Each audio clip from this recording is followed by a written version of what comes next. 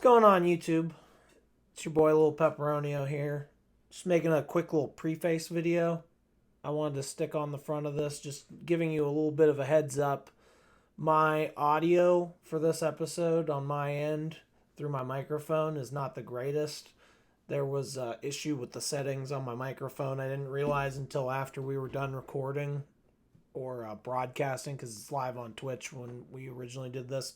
I didn't realize that my microphone sounded the way it did. So, it sounds a little and this has been fixed. So going forward, it's not going to sound so bad, but it is a little, it's noticeable on this episode. We did, however, we enjoyed filming this one a lot. We enjoyed talking about Nick Cage. We had a lot of fun on this episode. So I wanted to make sure I put it out there. I debated not even releasing this one and calling the next one the first episode, but I decided I still wanted to put this one out there for people to look at and enjoy if they want to. So just bear that in mind when going into this. This is our first attempt. This is my first time editing a video of this length as well. So this is all new to me. This is our very first episode. It's about Nick Cage, and it was a lot of fun to make. So I hope you enjoy it. And I hope if you enjoyed it and you want to see more, we're going to be doing another episode on Sunday, May 22nd. We're going to be talking about Sam Raimi's Evil Dead trilogy. So Evil Dead 1, Evil Dead 2, and Army of Darkness. And me and Beck are huge fans of the Evil Dead. Sam has never seen it, so it's going to be basically two fans and one newbie to the franchise, and we're going to see how that goes. I hope he enjoys it. If not, it's going to be me and Beck defending it for 2 hours or explaining to him why it's so awesome. But either way, I know that's going to be a lot of fun as well, and we plan to do a lot more of these. So, like I said, if you enjoy this one, consider following me on Twitch, and hopefully you stick around for the long run, because this is it. We're going for it on this. So hopefully you enjoy this, and yeah, that's really all I wanted to say. We'll go ahead and get into it. Let's hit play. All right, and we are live. Oh, hold on. I gotta turn up my desktop audio. I had to turn it down because for some reason I can't get it to stop on any of the screens. I don't want to dialogue happening over the intro video. All right, now we're good. Okay. What's going on, Twitch? It's your boy, Little Pepperonio. I'm joined by my friends Beck and Sam. Hello. We're talking about Nick Cage tonight. Nick Cage. The one and only. Little Nicky. More like Big Nicky. Wow. Am I allowed to say Lil Nicky? I mean, I know, like, that's another movie. I mean, am I allowed to say it? yeah, I mean...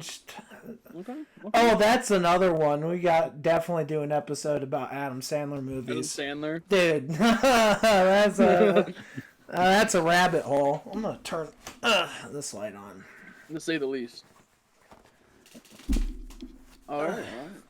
So, yeah, I've watched a lot of Nick Cage movies this week. A few of them I hadn't seen. Last night I watched Raising Arizona. Have either of you guys seen that movie? I have not. No. I was like 10 minutes in and I was like, I think this feels like a Coen Brothers movie. And then I looked, I'm like, holy shit, it is a Coen Brothers movie.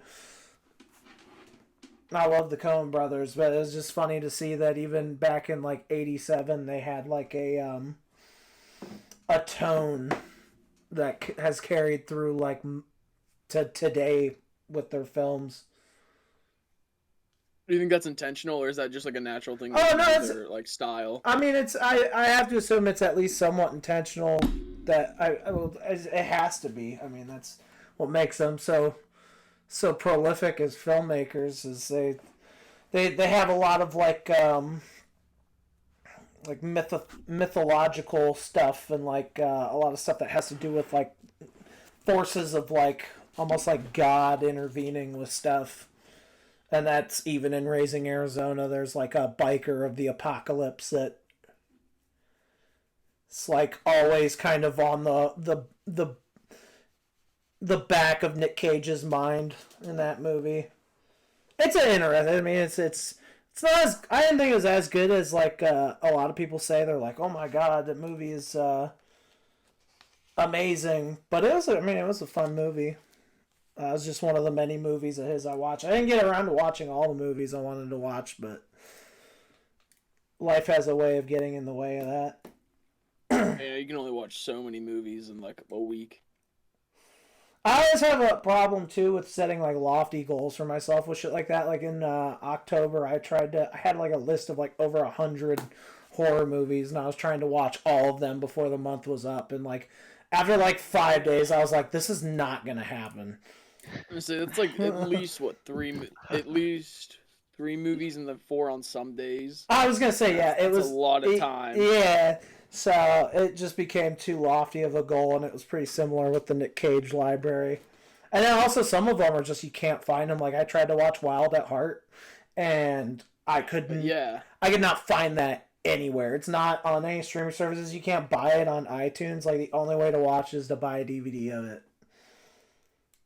Yeah, I was having trouble with Vampire's Kiss actually when I was trying to find it. It was on like they had it on Amazon, but they wouldn't let you rent it. So I ended up having to go through like Fandango's site. I rented it from Voodoo. Yeah, I think Voodoo is through Fandango. Yeah. Yeah, it might be. It was Voodoo who I went through.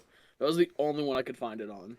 I found it was on I think it's an app called Pluto or whatever, but it's one of those free ones. It's got like ads throughout it, and oh yeah, I have a couple of those. And also the app like kept the bed, so it like I couldn't get it to connect to my TV, and every time it would, like after like 20 minutes, it'd disconnect and start the movie all over again, and I was just like, all right, this isn't working. So then I just rented it. But I mean, I guess that's a good segue into the first movie we plan on talking about tonight, which is Vampire's Kiss. I guess right off the bat, what did you guys think of that movie? I love that movie. It's one of my favorite of the three. I'm actually in the same boat with you there. It was a ride. I got like extreme, and I'm not in like the mood of the movie, but like I got really big American Psycho vibes from it. Oh yeah. And the sense of like you're like, okay, like what's actually happening, and when is he just crazy? And it was just like trying to pick it apart. It was great. And yeah, I mean, because so I picked that movie because that might be the funniest Nick Cage movie I've ever seen. You've never seen Leaving Las Vegas. Is that a comedy? If you look at it as a comedy, it can be. Okay, well, it's the funniest one that I've seen. And I mean, I think a lot of that comes down to the fact that he is overacting to the most cagey of Nick Cage's. Like from the first line when he just realized he's gonna have this accent the whole movie. and it's just like the way he talks throughout the whole movie. And I guess when he read the script or whatever, he decided that he felt like the character would be pretentious enough that he would have adopted some sort of accent to try and seem more sophisticated. Even though it's like not a real accent from anywhere, it's just like, what are you doing?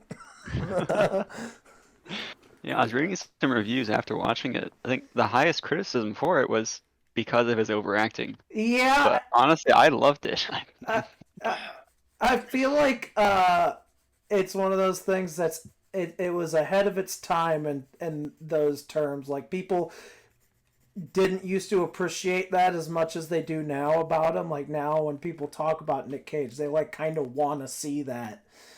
And so it's just like that just gives you I mean, that seems like that movie is what a lot of people like expect. Like when they do a Nick Cage impression, they kind of are doing like mannerisms from that movie. I mean, that's exactly what I was gonna say. Is because like at the time it was kind of different for him, but now anytime you go into a Nick Cage movie, you're like, well, this is just him. Yeah, And people have definitely grown on it because they're like, oh, he's just doing like he's just being himself. It's like obviously he's acting, but I feel like people didn't necessarily know what the movie was trying to be at the time either. Like, I mean, because I haven't seen a trailer for the movie, but I have to guess that they kind of advertise it as more of a straightforward, like, vampire movie. Yeah. And it's not that. It's, like you said, it's kind of like American Psycho, but like 10 years before American Psycho. Yeah. My thing with him doing like the whole obviously you have that girl walking around like she's just in the sunlight, not really doing anything, but then she walks into his apartment, he has like a makeshift coffin with his couch. He's buying vampire teeth. And it's like if somebody were to have watched like, American Werewolf in London and then we're like, "Oh, I'm a werewolf." That's what they would have done is just gone like the most stereotypical route with something. And they're like obviously running around like, "Oh, I'm a vampire," buying the fake teeth and just the way he just slinks off of like the bench and crawls on all fours and it's like a second shot. It was hilarious to me. I just couldn't get over. I watched it like 4 different times.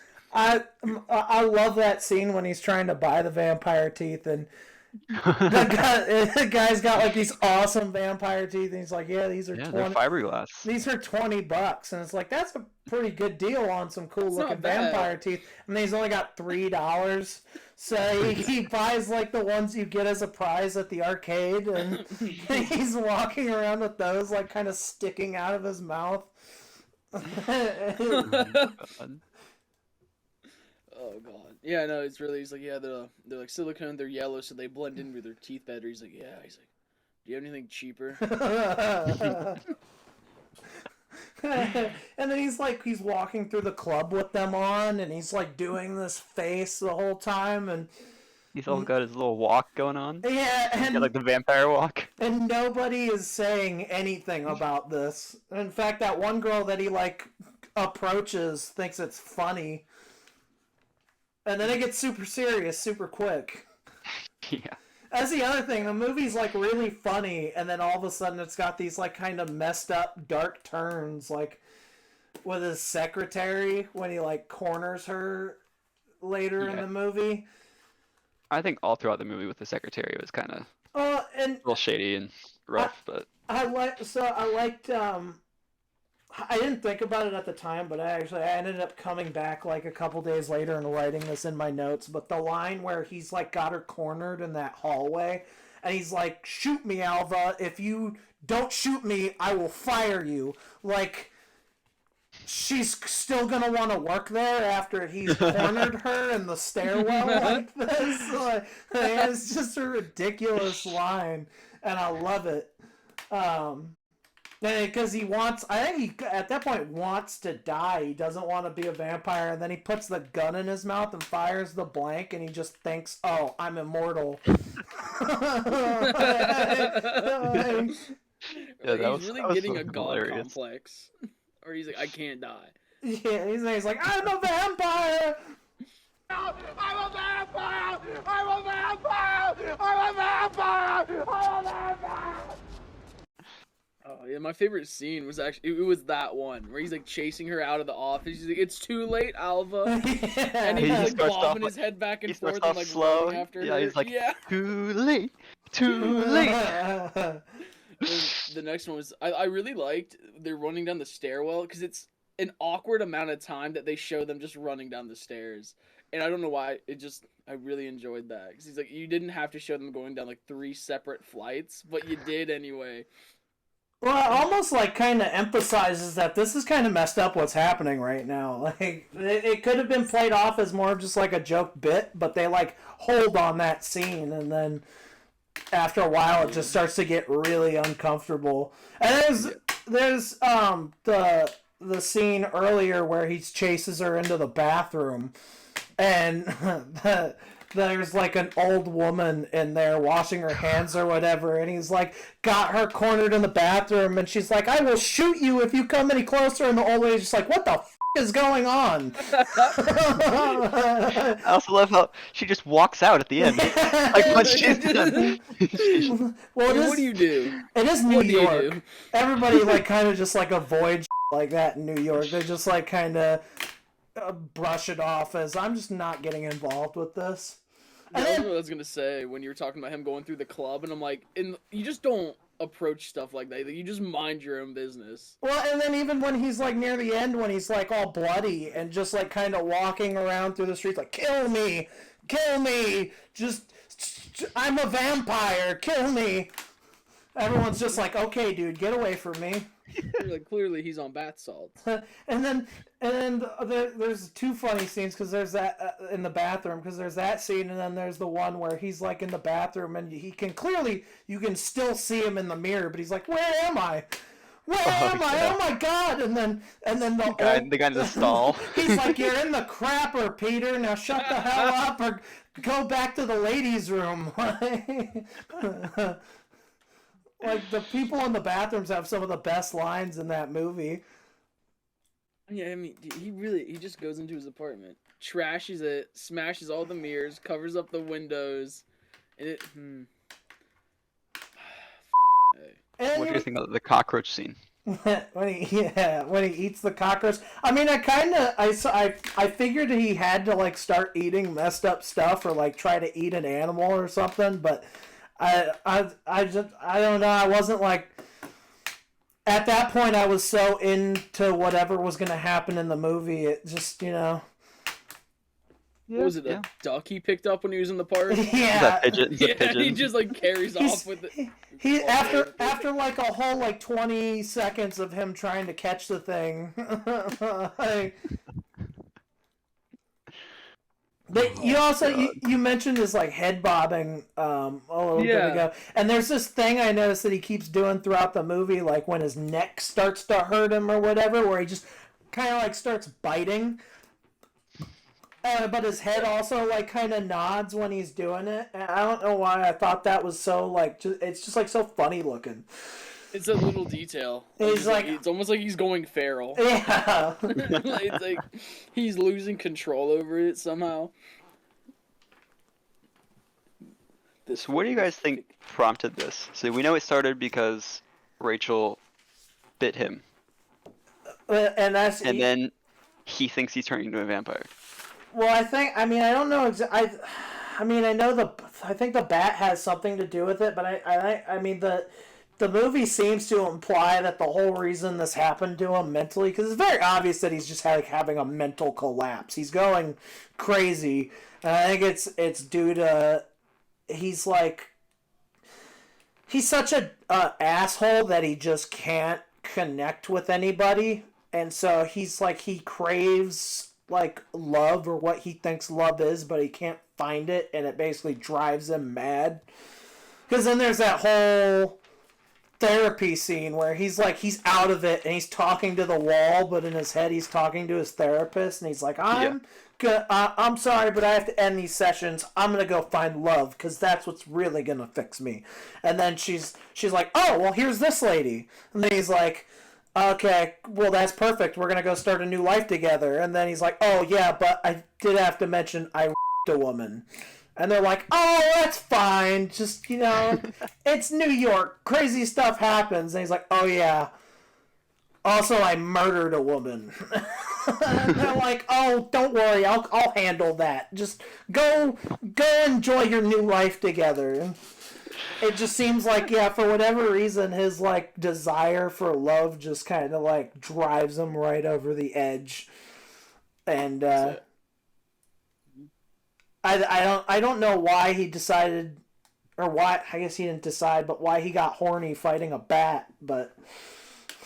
See, I'm glad you said that, because that's what I think the movie breaks down into, is this is all from a purely sexual standpoint. Is that he's just getting off on the fact that he thinks he's a vampire, he's like, and is hurting people, and it all strings back to the whole, he's like, I got horny fighting a bat.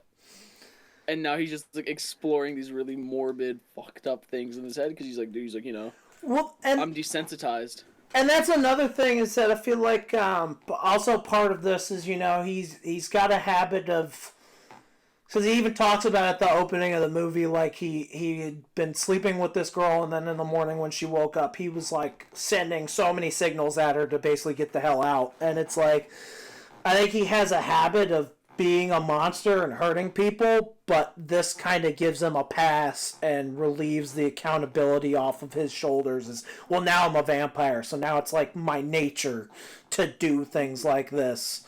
And so it's kind of like giving him, he's like giving himself a pass for things like women and murdering women. Yeah, cause he's like, I can't help it, I'm a vampire. Yeah, it's just, See, I'm a literal monster. it's what we do. This is what we do, you know? That's how we be doing it out here. So, like, one other small detail I picked up for maybe a reason why he's doing this. So, I think this was after he chased Alva into the bathroom, right? And this was his excuse to her, was that he was on mescaline. Yeah, strange stuff. And then I'll never do that again. And then later, when he's talking to his imagination of Rachel, she's like, "Oh, where'd you find that excuse?" And he's like, "I don't know." So I'm kind of leaning towards he might have just been on mescaline the entire time. He was drugged out the whole time. Yeah. I mean, I didn't even think about that. I mean, that is a possible. He's just, we don't see it, but he's just drugged out the whole time on mescaline, and like, Yeah, I mean, that woman is a hallucination from the drugs. yeah. I mean, I do probably think there's also mental stuff going on. Well, Like, he's definitely fucked up. Well, and that's where, like, I was going to ask if you guys thought, because I couldn't figure it out if, I mean, I felt like what happened was he met Rachel at that first scene where we meet her. He meets her and tries to chat her up. And then it cuts to him and her at his place. But my thought is that was a fantasy, and that she didn't end up, she, like, rejected him or whatever there at the bar when he first met her. So she didn't actually go home with him. And so everything after that is just an imagination of her up until we see her again in that last scene at the club when she's like, "Oh, you're Peter, right?" Yeah, I remember you. Yeah. And it's like, that's the first, because there's evidence for that too, because it's like throughout the whole movie, every time she visits him, she's dressed the exact same as she was the first night when he met her.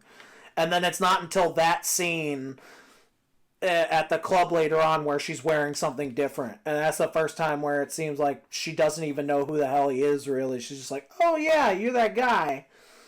So I feel like, yeah, it's definitely, she's been a hallucination the whole time. I mean, that's also part of what triggers him, is that he's rejected by somebody, which doesn't happen a lot maybe, and so that kind of triggers him and goes off the edge. But I don't know. I mean, it's just interesting. The thing I noticed is, yeah, that she's like, where I was like, why is she not changing this whole movie? And then at the end, I'm like, oh, okay, that kind of makes sense. Yeah. Well, vampires don't get dirty. Well, that too, and I kind of chalked it up to just being like, you know, she's a creature of the night. Maybe she just has like 100 of those, like Kevin Smith with his jerseys. Like, Yeah, it's like you have to wear black. And She's all just black. got the same outfit, but like 100 of them in her closet. Well, and that was the other thing with because like when he, right after that scene where she like allegedly bites him on the neck, he brings coffee to her, and there's nobody in the bed. And Yeah, he just like starts starts shaking. violently shaking, and it's like, I don't know what the shaking was necessarily, if that was him realizing nobody was there, or if he still thought she was there, but we're just seeing it from like the outside perspective. Because then later on, he gets in the shower and he starts talking like he still thinks that somebody's there when we can't see anybody there. Or, and hear me out, the whole movie's a reflection, so we can't see her. This is somebody pointed for those scenes. Somebody pointed the camera at a mirror. Yeah, it's like, won't show up. Speaking of that scene when he like tries to shoot himself and it's blanks, I love like when he like starts thinking he can't die, he just starts going, "Bah-hoo!"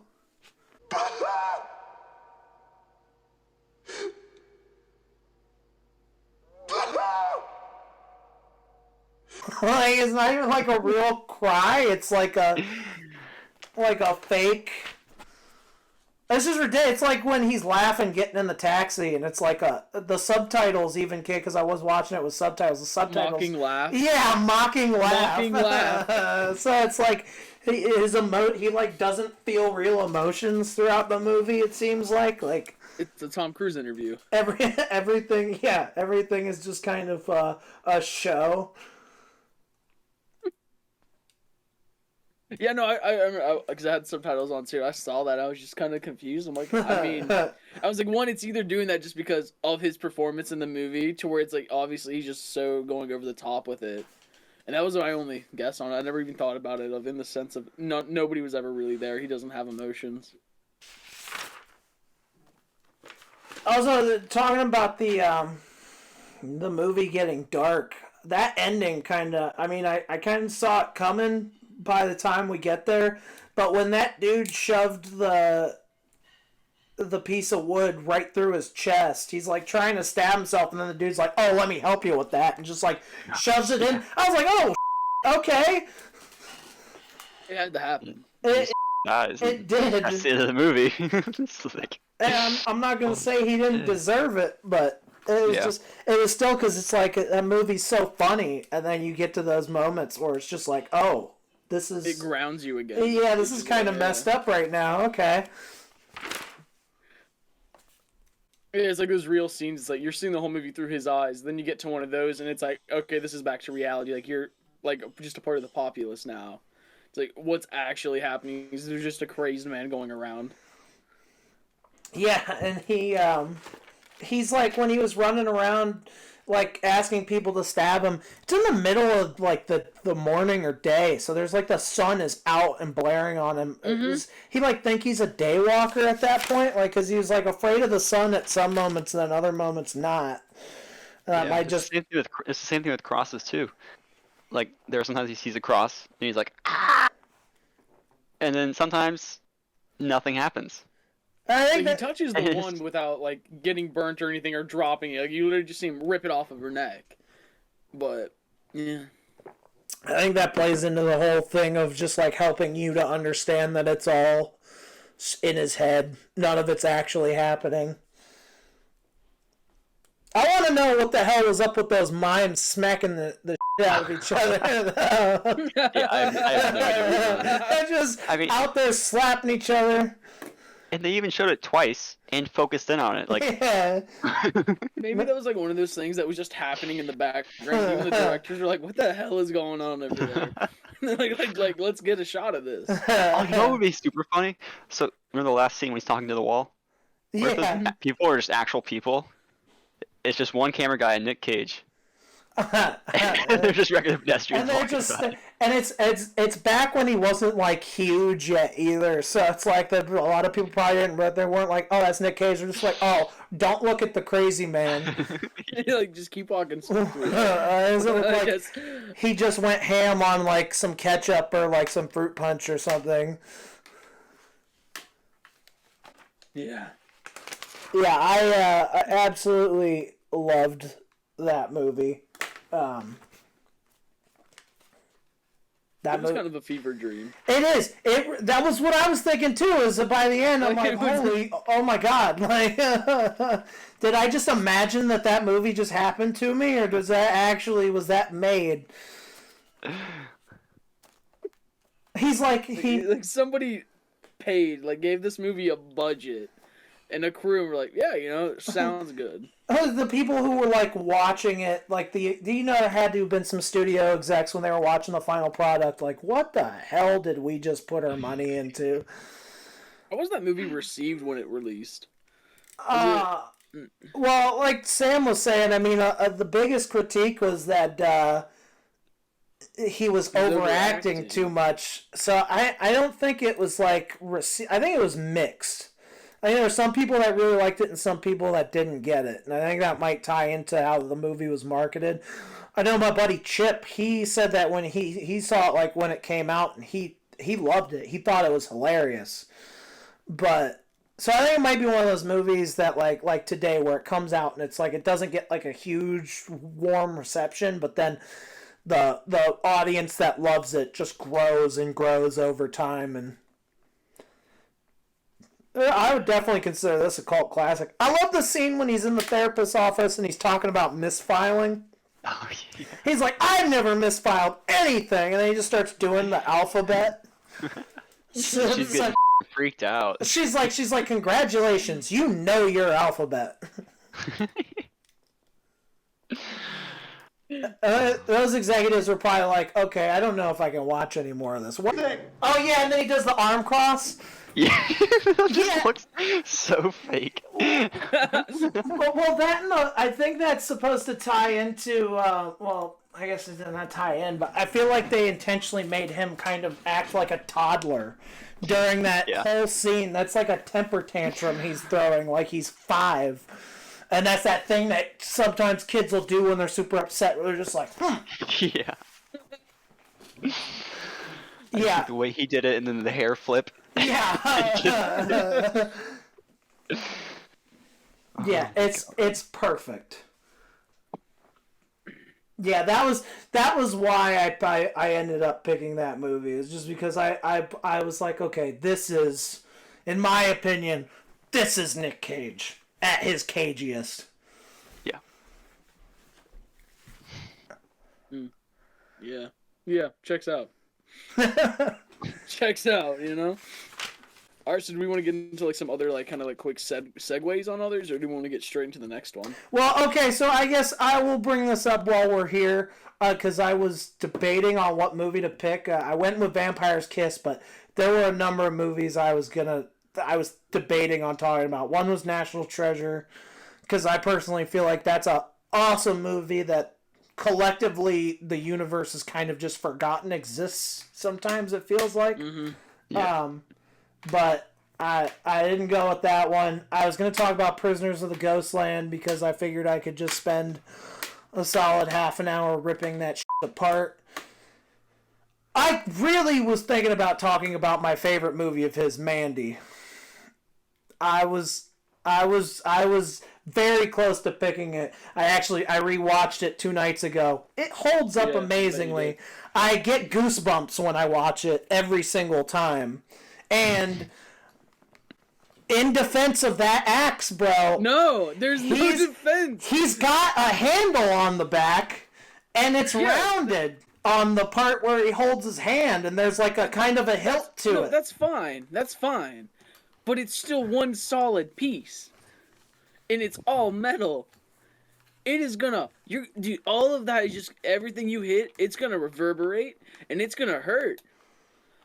Even if he does have a handle on the back, it's still one solid piece. He needs something to absorb the shock. Like, he could just wear gloves, and I would have been fine. Well, he does have... But, like, you talked up this axe scene, and then he came in, and I was just so disappointed. Like, it looks cool, but from a practical standpoint, I can't get behind it. Well, it was a great movie, but the axe pissed me off so much. I feel like that it's not supposed to be practical to a degree. I feel like at that point in the movie, we're starting to dabble into like a fantasy land type stuff. I mean, like periodically throughout the movie, the settings almost get like more and more fantastical. Where like there's a part where he's riding that ATV through like these rocky ridges that looks like some out of like a metal version of Lord of the Rings or something. So I feel like at that point we've just tossed reality and practical out the window in exchange for a really cool looking axe and a crossbow that can, as the one guy put it, shoot arrows that can cut through bone like a fat kid through cake. Like, it's I just... can confirm. It's just... It might not be practical, but it does its job of looking amazing, just like everything else in the movie. Yeah, but it didn't do the job of saving his wife. No, well, he didn't make it. He made it because of that, okay? That's what pushed him over the edge. And that movie is, from the visuals to the kills. It's beautiful. It is. The kills are gnarly. When he starts getting his revenge on the cult in particular, and he's just showing no mercy, and like he's got that line near the end where the dude's like, "You bow down to me, yeah, I'm a god," and then he's like, "I'm your god now," and then he just crushes the dude's skull. Like, that movie is amazing. It's everything I love about film. Amazing soundtrack, everything. And I was going to talk about all that, but I feel like we've talked about it enough times, and then I saw Vampire's Kiss, and I was like, I want to talk about Vampire's Kiss. But Mandy is my favorite of his movies. And I don't know if anything's going to change that. That's all I wanted to say on that. I had to bring it up at some point. So, Sam, I got to ask why you picked this one. Gone in 60 Seconds. I saw it a while ago. Yes, and I saw it a while ago. I was like, oh, this is a fun movie, I guess. I was like, why not? Did you rewatch it? Yeah. In preparation for this? And what'd you think after rewatching it? It was kind of okay. I mean, there were some slips where I think Nicolas Cage's character from Vampire's Kiss kind of slipped in there a little bit. Yeah. I think especially when they were listening to Lowrider. Oh, he does the. Yeah, let's go. I was actually. I think that's just signature. That's just signature Nick Cage, though.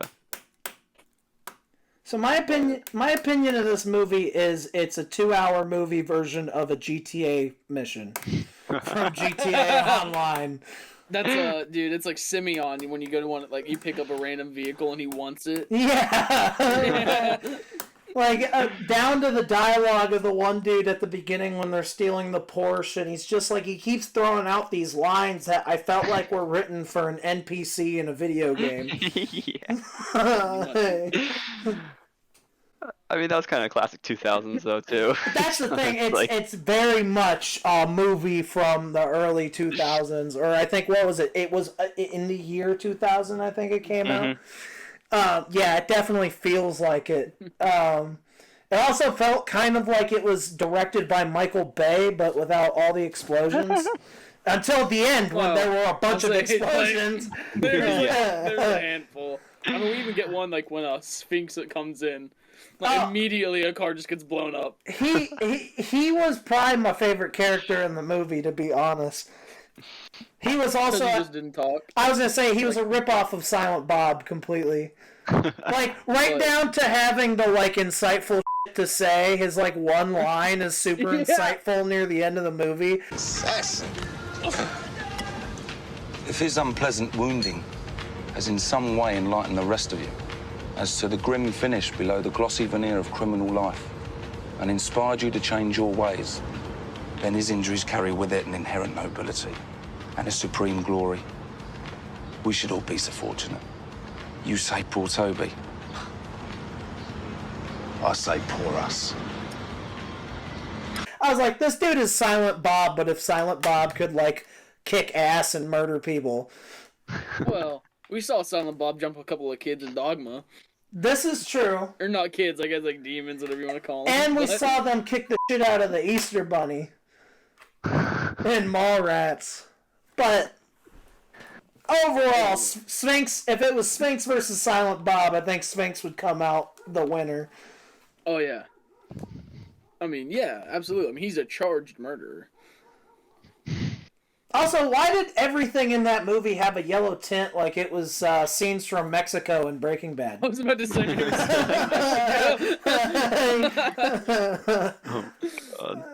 It had that tint to it. It was California. My biggest thing with that Close. movie was like the first 30 minutes was like that generic, I'm out of the game, boss. But you talked me right back into it, and it was them just doing that to like 5 different people. I loved it. Like it was so generic. I was like, this is great.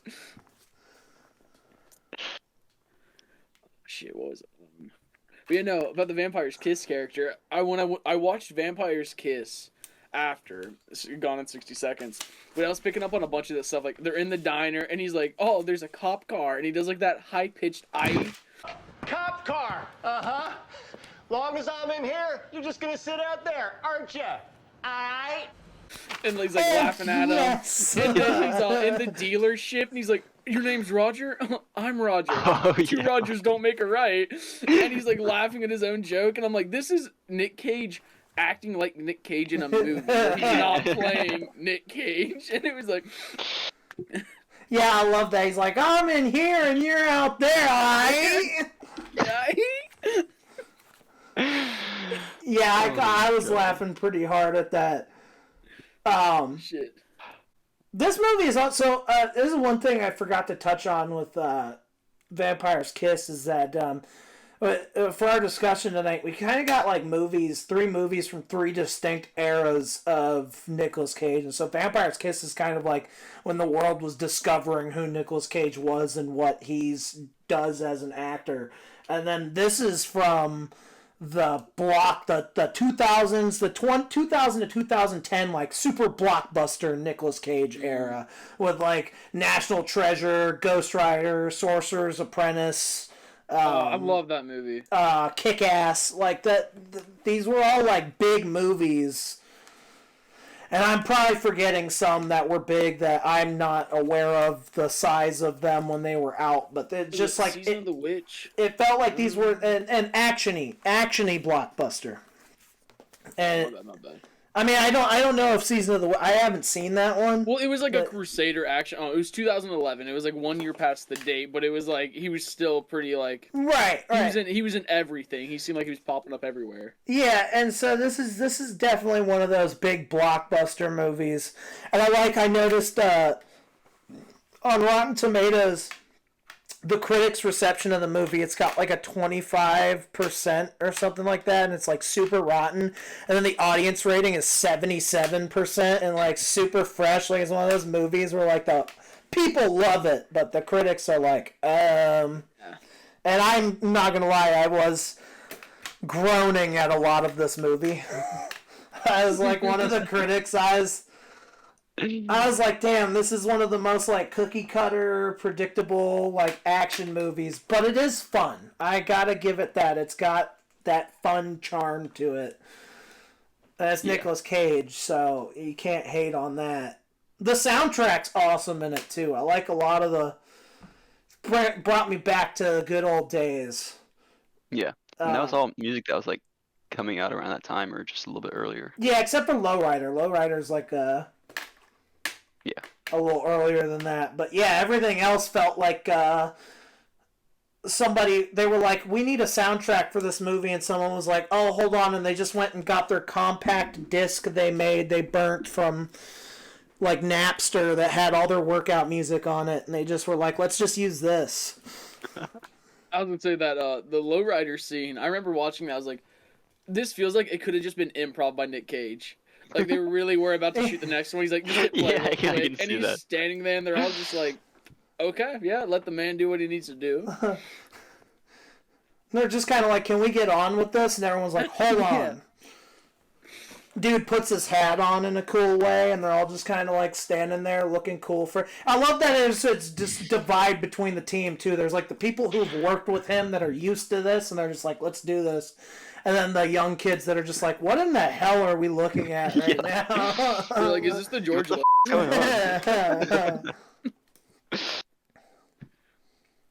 Also, I have to give a shout out. I don't know the dude's name. I should have looked this up ahead of time. But Sam, I know you watched the show Better Call Saul. The episode where they're like running the scam with the Rolex in the alleyway. The dude that they get on the scam, and he ends up taking the fake Rolex and giving them the money, and he pays them. That's one of the guys that's working at the morgue that Sphinx is working at. I think he's even got the line like, "What the hell are they supposed to do with a guy that can't even talk?" or whatever he says. Like that's that guy. You remember that? Yeah. I didn't realize that dude's been because I've seen him in other stuff, like nothing big, but like he's always got these like tiny roles. But I didn't realize that dude's been around doing as long as apparently he has. Because second I saw him, he's got like a unique look to him. So I was like, wait, that's that guy from that episode of Better Call Saul. I just thought that was kind of interesting. Yeah. When that come out, like 2016? That episode? Probably that episode, probably right. That was from the first season, so that would have been 2015. Okay. Yeah, but I mean, that dude's been doing it now for like 20 some odd years. Maybe long. I don't know when he started, and I don't know the guy's name, but shout out to that guy. We're doing shout outs. Can we talk about how Nick Cage kills the doctor? Like the ninth Doctor in this movie, Christopher Eccleston. Oh, the villain guy. Yeah, he was in the like remake of Doctor Who. He was like the first guy to come back and play him, and he just gets bodied in this. Are you talking about what's his name? What's his damn name in this movie? The Raymond Calitri or Calitri. Yeah, because he also plays the Dark Elf in Thor: The Dark World, like the leader of them. I literally the whole movie I was calling him Khaleesi, just for the fuck of it. Well, I mean, more power to you. I have one in my notes here. It just says Sphinx is a cool guy that doesn't look at explosions. I love that. That's literally the first time we like run into him. He just starts blowing up a bunch of cars, and he's not looking at the explosions like every dude in an action movie. From that era. He just beats up people too after that. Yeah, he turns into like Jason Bourne for a minute. One of my I made a note. It's the guy who plays Donnie, like Chi McBride, or I don't know how you say his first name. It kills me because like my two favorite characters are him and the Asian woman who is his student driver, and he's just screaming at her. I wrote the quote down word for word. 'Cause he goes, "You can't negotiate turns. You can't signal properly, you can't maintain speed, and you can't parallel park." He's like, "Hell, you can't drive, honey." He's like, "I can't swim." He's like, "And I know I can't." She's like, "So you know what I do? I stay my black ass out of the pool." And then she like just starts crying. And then you get a scene later where she's in the DMV. And he was like, "You got 5 questions wrong. You don't get your license." And she just starts bawling again. She's like, "Look, when somebody's tailgating you, you speed up." I like how he sees this and he thinks about it. You can tell he's like thinking about saying something for a minute, and then he just stays out of it. Yeah, he just shakes his head too. He's like, no. He really told her, he's like, "Yeah, just take it around the block a couple times," and she immediately just caused a wreck. Like he wasn't even inside yet. He's a sleeper character. Easily one of my favorites. I'm not gonna lie, I was kind of waiting for Nick Cage to turn into Ghost Rider the whole movie. Like he gets on a Shelby and it just engulfs him. Yeah, He throws on the metal or the leather jacket, and the spikes start coming out of the shoulders. Well, he did. He threw on the leather jacket. I was like, oh, here comes. He's gonna turn into a skeleton monster soon. It like, didn't happen. Johnny Blaze, isn't it? Or it's like when he's doing the jump. He gets a boost from the fire coming out the back. Yeah, that could have been good. Hey, also because that ties in when he hits the nitrous and he loses the helicopter. That ties into again. That felt like something out of GTA. Oh, on the LA River, going down there, and you hit the nitrous. I've literally done that in GTA, but yeah, no, exactly. That's what I was thinking of. I didn't think in real life a car could get away from a helicopter like that. Have you seen the Hellcat chase? They said something about that. They had a line about that. It was like he's like, Don't you know what kind of helicopter we're in? Or He something was like, like it's that? like an A something. It's not an Apache, sir. Yeah. Because he's like, it's just basically like a news chopper. Okay. So I was like, is that even like? I mean, I gotta suspend my belief or my disbelief to a degree for a movie like this. But yeah, I was like, what? No, Okay. it is possible. You have to Alright. have the money and the gas for it because there is footage of it was a Dodge Hellcat on the highway, like in LA, and they outrun the copter. Like they're reporting it and it's just disappearing down the highway. But a Shelby that's like from '60s, I don't remember the year of it with nitrous. I 67. don't know. I don't know about that one. This sounds like a job for MythBusters. You know, I don't. Was it Jamie and Adam? Yeah. Yeah, who'd be driving? Probably Adam. It's Adam. I- Jamie strikes me as like a helicopter license. Like he's got a pilot Yeah. license to do that. Like he just be like, Maybe. and I got this. He's like, I've been sitting on it for like the last decade, but I can fly a helicopter.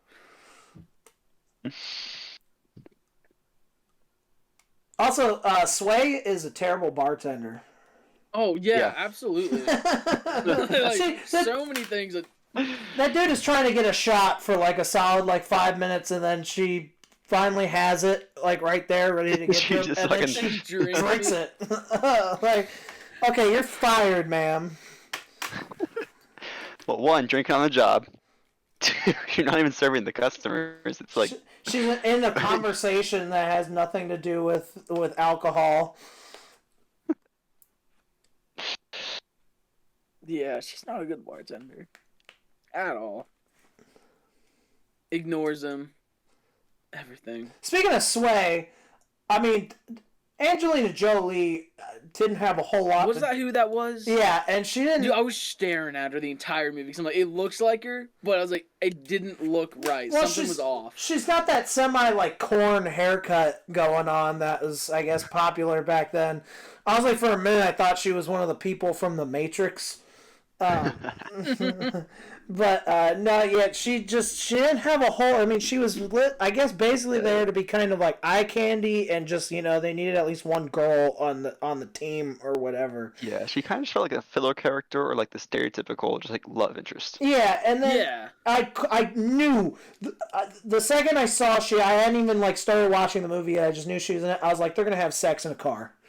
Or at least they're gonna start to, and then I was proven right. And it was one of those scenes from the movie that felt like straight out of the 2000s, where it had like that kind of weird R&B type music playing like really loudly while they're just like saying these cheesy ass lines, and honestly, it felt like something out of The Room. Like, there's I don't know, Beck, have you seen The Room? Is that with Brie Larson? No, that's Or The Room? that's Room. The Room Okay, is okay. the Tommy Wiseau movie. It's like, Oh, okay. I've Cons- seen Disaster Artist, but I've never seen all of The Room, Okay. the actual movie. well, that movie is really Like fun the to awkward watch. sex scene. No, I'm not kidding you. There's like 6 sex scenes in that movie, and they're like, there's a enough. sex scene, and then there's like 2 lines spoken, and then it goes to another sex scene. It's ridiculous. It's one of the things people love to make fun of in that movie, is there's just like so many sex scenes for no reason other than Tommy Well, Wiseau. there's a reason. Yeah, no, you're getting at it. My bad. Well, I was just gonna say, I mean, it's just Tommy Wiseau wanted to show off his underwear and his body or whatever, but it's just You wanted to get paid to lay in bed with a woman. yeah, it's just so weird, and that's kind of what this scene felt like to a degree. Yeah, it was. And he's like literally just like getting her off by like talking about car parts. He's like, Yeah. and she's got good brakes, really good brakes. Man, she cold started him and then just left. My favorite line of the whole movie is the only line my boy Michael Pena has. He shows up, delivers the best line in the movie, and then dips out. He's like, who the hell gets off playing with dog yo? That was so great. You're gross, man. And then he just drives away. like they were really about to jump up, and then they're like, "Oh no!" They're like, "He's barehanding that. Like, I don't want any part of it." That was so funny. And He's standing there with the keys as they're driving off. He's like, "I got them, all 3." Because I saw him credited on when I like Googled the movie, and I was like, oh man, I love Michael Pena. I can't wait to see what his role's like. And then he literally showed up for one scene, and he did not disappoint. Nah, he did great. That poor dog. Oh, Spinks was ready to gut that dog. Like, no hesitation. He went, oh, it's like in the stomach, and he just pulls out his knife immediately. They're like, not cool, man. That's not happening. Yeah, like, bro, like, that's an animal. This is a movie. We don't do that. Unless you're Cannibal Holocaust. Or, you know, why can't I think of it? I Am Legend. Well, I Am Legend, I mean, yeah, he did kill a dog, but it was a vampire Still a dog. or turning into one. Cannibal Holocaust, they actually movie. they killed animals during the like that was a real animal death. Like that was back when that was back during the age like when The Godfather put a real horse head in the bed. Like that was back when they didn't tell the actor about it. Yeah, either. that was back when you could get away with stuff like that before ASPC came in and was like, no, let's They not. brought in like Sarah McLachlan. And she just like, hey, listen, guys, she guilt trips everybody. They're like, all right, you're right. Yeah, on the arms of an angel. Okay.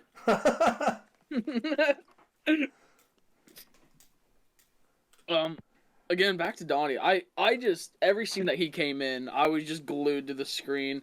Like they're stealing a car, they almost get it stolen from them, and he just goes ballistic on this. To him, a child yelling at him. He's like, anybody can pull out a gun, and then he's like, you need a roll call. And then he just takes off, and there's like a larceny, like just Grand Theft Auto.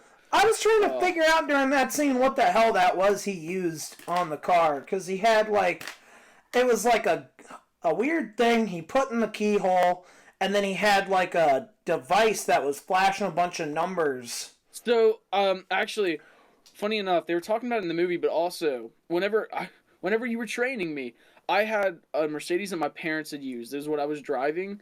Exact same keys, because it was like a 2004 when they were still doing it. And they were laser cut, and he said because each individual car has like a specific, basically, like I would say you break it down into code.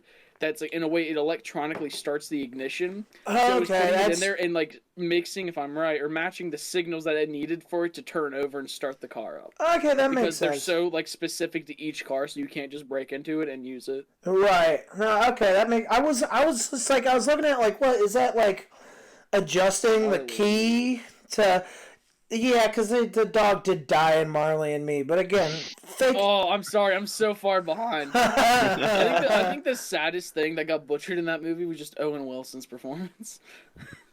He was in Marley and Me, right? Yeah, I that haven't was seen him. it since I was a kid. I watched it once and then never again. That movie is a lot of people like that movie. I thought it was okay. I love Owen Wilson, but it's a movie about a dog dying. I don't I understand the appeal behind. People go to that and like with Hachi. I know this isn't Nick Cage, but they get sad, and I'm like, you know how this ends. Why would you watch it and not like and be mad that you're upset? Yeah, that is the thing too. Is I remember when that movie was big, everyone was like, "Man, that's so sad. The dog dies." That was like all anybody talks about with that movie. And it's like, all right, do I really want to go see that? I mean, I have a dog right now. I'm going to go through it personally in probably like 5 years. So do I need to watch it on a TV? Yeah, no. Wow. Anyway, well, not Nick Cage at all, but I had to get that out there.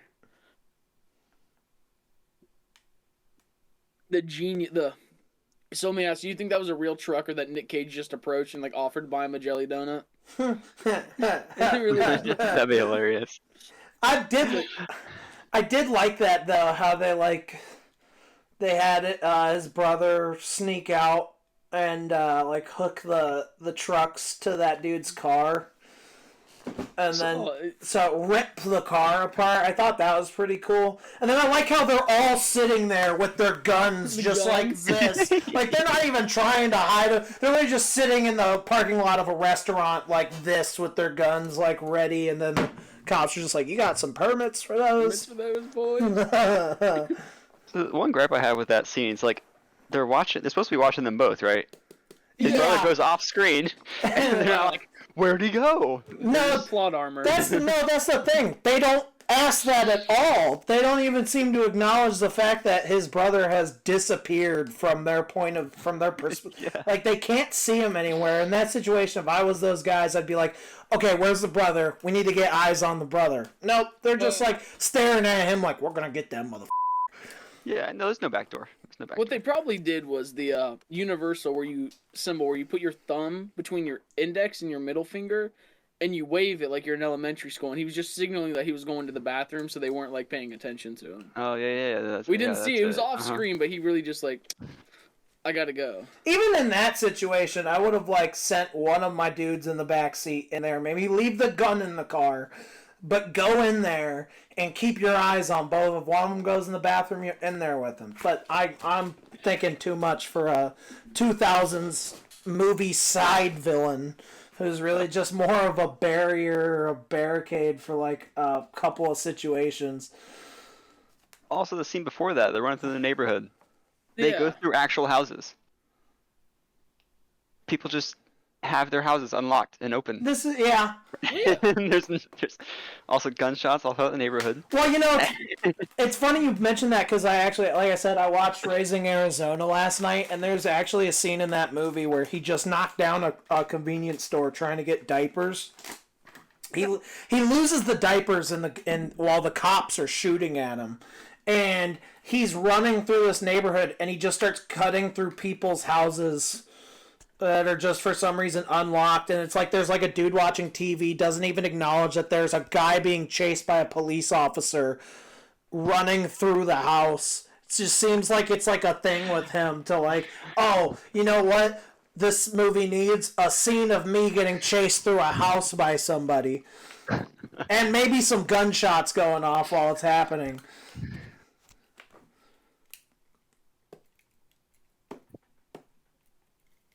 Yeah, it's funny. I'm looking at my notes. I just literally wrote at one point, "I hate this writing." It wasn't about the writing; it was about the cars. Exactly. That's the thing. I had to, and that's why I also wrote, "These are some badass cars." They're like right next to each other. What's the guy's name? Giovanni. It's who plays Giovanni Ribisi. Yeah, Gio, I like him. He's been in some good stuff. Him. And my favorite role of his is probably the bad guy in Ted. Oh, because he's just He's just like he's a weirdo. I forget about that. Wait, I love him in My Name Is Earl. Is like just that one reoccurring character. Yes, Donnie. Yeah. Donnie, thank you.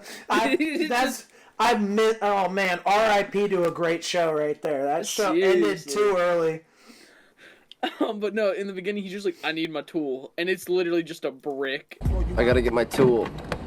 Kim, he ain't bullshit. Kim, man, that's not a tool. It's a damn brick. And I that resonated because you're thinking it's gonna be something like I'm gonna pick this lock, but he just throws a brick through a window like it's a riot, and he's just in there. Well, that was where, because then the one dude's like, man, that's just a brick. And that's that guy. That's that guy that feels like he's just like a GTA 5 NPC. And it felt like there's that moment, and it's like a game where you open the trunk and you can pick one of 3 ways you want to do the mission. And he picked that one, and the NPC's response is, man, that's just a brick. And he throws it through the window. Option and everything. That's the going in hot option. Oh god, yeah, Lester wasn't too happy with that one. Also, I mean, I think it was their attempt at foreshadowing, but when Kip like tells his one buddy, the guy who's like good at hacking or whatever, he's like, no, you gotta stay here. If you go, you're gonna get shot or whatever. The second he said that, I was like, oh, this dude's getting shot by the end of the movie. Yeah, you're like, something's gonna happen to him because they were too protective of him. And then he shows up and he kind of screws up one of the carjackings, and then Get shot. and then he's like, the way he's seated in the car and when they're getting chased, it's like nobody sits like that in a car. Obviously, the only reason he's positioned like this right now is because it has to make sense for him to get hit by a bullet through the windshield. So he's like got his arms out through between the seats, and he's sitting so weird. It's like, I feel like you could have figured out a better way to do that would have looked more natural, but okay. I mean, again, I'm just going to suspend my disbelief for this. I mean, he made out in the end. Yeah, that's the thing. He didn't die. I mean, And then he was just getting, like, they were even, like, envious of him. Because they're like, he's just getting treated good now. The only person who died in the movie was Calitris, however the hell you say his name, and I What's love his first name in that? I think it's got to be easy. Raymond. Raymond. Call him Raymond. So I love how they kicked him, and he landed on the coffin. Of course he would. I mean, But the shot of him right after he kicks him, it was totally ripped from Die Hard when he kicks Hans Gruber off the roof. Like, it was literally the same shot. Well, this is an indirect sequel to Die Hard. yeah. Like Don't you remember the car chase in Die Hard? yeah. Do you not remember Nick Cage showing up as a background of Die Hard? Yeah, you guys are gonna hate me for this, but I still have not yet seen Die Hard. I meant to watch that around Christmas, and then I never got around to watching it. And I feel like if I'm gonna watch it, I have to watch it around Christmas. It's gonna be a little off track, but it's on Die Hard. I was listening to a podcast, and they were talking about the original, like when Die Hard first came out, and they were showing it on TV, and it's obviously like the infamous like "Yippee-ki-yay" line. And he's like, the fill-in that they did for it, he goes, "Yippee-ki-yay, Mr. Falcon," but it sounds like they just got, like, the janitor, like, it sounds like they were going through it, editing, forgot to get a line to fill in for it, so it was like, the janitor just stepped in, because the dude, and it almost sounds Hispanic, and he's just like, "Yippee-ki-yay," he's like, "Mr. Falcon," and it's so wrong, it doesn't fit at all, but it's amazing. Well, now I gotta watch that version of Die Hard. It's great. Like, he was really walking through and went, "Oh yeah, we need a line like, hey, like Goodwill Hunting guy, like janitor, you want to come in and just like record of one line?" And then they're like, "Oh my god, this guy is amazing. Hey, we've got another job for you." And then now he's like a prolific voice actor. And so he's the guy who just plays Hector in every movie now. It's that one actor. No, there's a guy that's like known for that. I can't remember his name. Maybe that's him. Yeah, I don't remember that dude's name, but he's like famous for just playing Hector. Like, it's a character named Hector in like multiple movies. It's funny though, because when I was watching this, I was like, this would be a great double feature with if it was this and Fast and Furious. Yeah. Also, the last scene really reminded me of the classic grill scene from Fast and Furious. What, the baby oil thing? No, that's one of the more recent movies. They're having the cookout, and in every Fast and Furious movie, there's always a cookout. That's true. I didn't even think about that. Yes, I don't know. I wonder which one came out first, Gone in 60 Seconds or Fast and Furious, but they are. There's a lot of story beats that line up between the two. I didn't even think about that. That's hilarious. I'm surprised they didn't say family in Gone in 60 Seconds. Yeah. Fast and the Furious dropped in 2001. Okay, they definitely ripped off a bunch of from Gone in 60 Seconds. Then. I had a little bit of an issue at the end of Gone in 60 Seconds, and it was the fact that he was able to pawn his chopper and get any version of a Shelby. Oh, yeah. Yeah, I was like, I don't know where he got that from, but I was like, I'm surprised it literally wasn't 4 tires. Because that was in really good condition to get money, like, to do, like, a trade almost. Well, and I like, I was when he like when he pulled the cover off and you see that it's kind of like beat up. I honestly thought it was the one that they had talked about him jumping into the river at one point. Like I thought it was the car he wrecked at some point, and they somehow like recovered it. But no, it was just another one they had found somewhere. They fished it out of the river. What were they calling it? What was its name? Eleanor. Eleanor, that's right. But also, aren't those cars supposed to be extremely rare? Yeah. Yeah. Like, that was the whole point of the movie, right? Yeah. Yeah. Where And the he f- did you get crashed one? like 3 of them. That's why. That's why they're so rare. Is because he's wrecked all of them. It's just crashing all of them.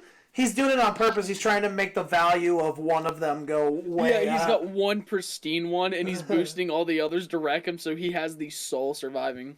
That reminds me. So he to even find that for the heist, he goes to this like exotic car dealer or whatever, like high end car dealer, and he's like putting on this persona. And I love the line where he's like, I feel like in this town there's a lot of self-indulgent wieners. Which, what?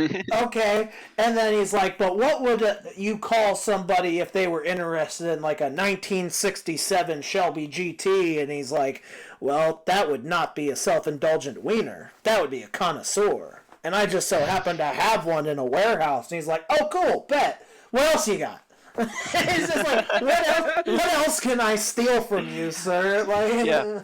And then he never sees that guy again. Yeah. And that guy's just like, huh, whatever happened to that? Like, And then like 3 days later, hey, you know that 67 Shelby? Yeah, that's gone. Stole the it. guy just asking about Damn it. it. He's gonna be bummed that we don't have it anymore. that self-indulgent wiener stole it. Obviously, the end where he saves. I can't even remember the detective's name. Oh yeah, I know who you're talking about. The main detective, not Timothy Oliphant. Hassel Oh, something? also, I love Timothy Oliphant. Saw he was in this and lost it. Yeah, I'm so happy. he's very young. He in is. this. What was it? He said something about he's like, and she's mean, talking about his wife. And he's like, well, she can be mean. Yeah. And he was like backing down, trying to add stuff into it. He's like, don't ever talk about my wife. He was one of the more, out of all the actors, he probably put on like the best performance, I'd say, in the movie. Outside comedic of, relief of Nicolas in a Cage. serious movie. But yeah, he was definitely that, and he didn't feel like too jokey or comedic. Like he kind of felt like a real guy that was just kind of like an easygoing jokester guy. Like he did a good job in the movie. I appreciated his performance in it. Yeah, I think one of my favorite parts was honestly their back and forth, just the two detectives. Yeah. Yeah. You know, So I'm kind of a simp for him. Anything that he's in, I usually like. well, I like the episode of The Office he's in. I think he might be in a couple, but the one where they got him in like Oh, a fake he's version of dead. The Office, and Meredith is like interviewing him or whatever. El Clino Floro. Yeah. That's Esteban, like the maid or the janitor. It's like, you're a hotshot from Stark Industries and you just bought the company. He's like, no, I'm from Google. Yeah, I found out apparently Nick Cage did his own driving for this movie. Oh, that seems like something he would do. Yeah. He like trained for like 6 months at some driving school or something, so he could do all his own stunt driving. Isn't that just the perks of being an actor? Is that like you get something like this and you're like, for like a professional standpoint, you're like, I just want to do it myself, but really you're like, I just want free school. Yeah. Like, I'm gonna I learn can some just build up my useless resume. skill. Like, if acting doesn't pan out, I can just be a stunt driver. They're just like Yeah. securing other lines of work. Well, it's like Daniel Day-Lewis, doesn't he? Like when he was doing There Will Be Blood, didn't he like go work on an oil field for like a few months or something? Like, I have no idea. these actors just kind of do stuff like that. They just be doing stuff, bro. They really just be doing stuff, yeah. That's the... I'm trying to think of other... What else happened in this movie? It was over quick. I enjoyed it. I really did. See, I'm kind of the opposite on that. I mean, I did enjoy it, but I was checking how much time was left, like, multiple times throughout the movie. I was like, how much more of this do I have? It was I love the opening where he's like at the go-kart track and he's like, "You just shaved a second off your lap time, Bobby," and he's like cheering these kids on. He's just very like going over the top with it. Then he asks that one guy just like doing something to a tree. He's like, "Hey, will you watch the kids?" Takes off and just never goes. To my knowledge, he just never goes back to check on them. We don't know how they are. Well, I'm glad I could bring this movie into your guys' life. Yes. I meant to watch it like years ago because I have like a friend who's like a car nut, and we were talking about the Mustang, but I could never find the one that wasn't like the original on streaming. So you hadn't seen this before? Oh, I'd never seen Gone in 60 Seconds. See, I've heard of it, I was aware of it, but never seen it. Yeah, I hadn't seen it either. So Sam, you were the only one that had seen this one. I mean, it's a movie. It certainly is a movie. It's out there.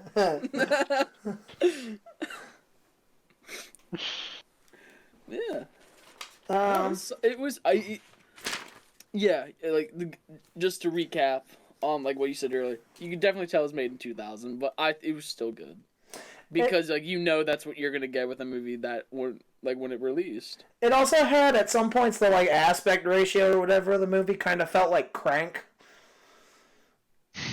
I don't know, it might have just been me, but it felt like sometimes it got kind of weird looking, like Crank does. I didn't notice. I might have I don't just know. been me. I'll rewatch it and check out for that. But I really liked the intro, like the color scheme on it when it was first going in. I thought that was really nice. I wasn't expecting it.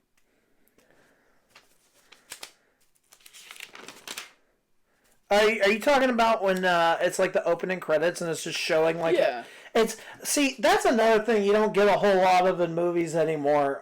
Opening credit scene that just like shows like shots of somebody's bedroom and it basically tells you their whole life story up until this point, just based on the stuff on their shelves. Mm-hmm. Oh, the atrocity that was Kip cooking. And he like dumped all of that salt on there, didn't say a word, just stirred it in. I cringed when I watched No, that. I love that though when he eats it and then he's just like, He's like that. Okay. He's like, not bad, but it's his little brother. Like, what are you gonna do, crush his dreams? Like, he's... Oh, then they. Oh. He gets the Mustang to them, even though it's beat up, and they just wreck it. They just take it to the scrapyard. And I was like really confused because he even made the comment. He's like a unicorn, or whatever he said. But it's like, why not just kill him and keep the car? I know you can still sell it. You literally stole it. It didn't cost you anything to get there. All of those cars were. Yeah, they stole like 50 cars. Yeah, but they didn't keep them.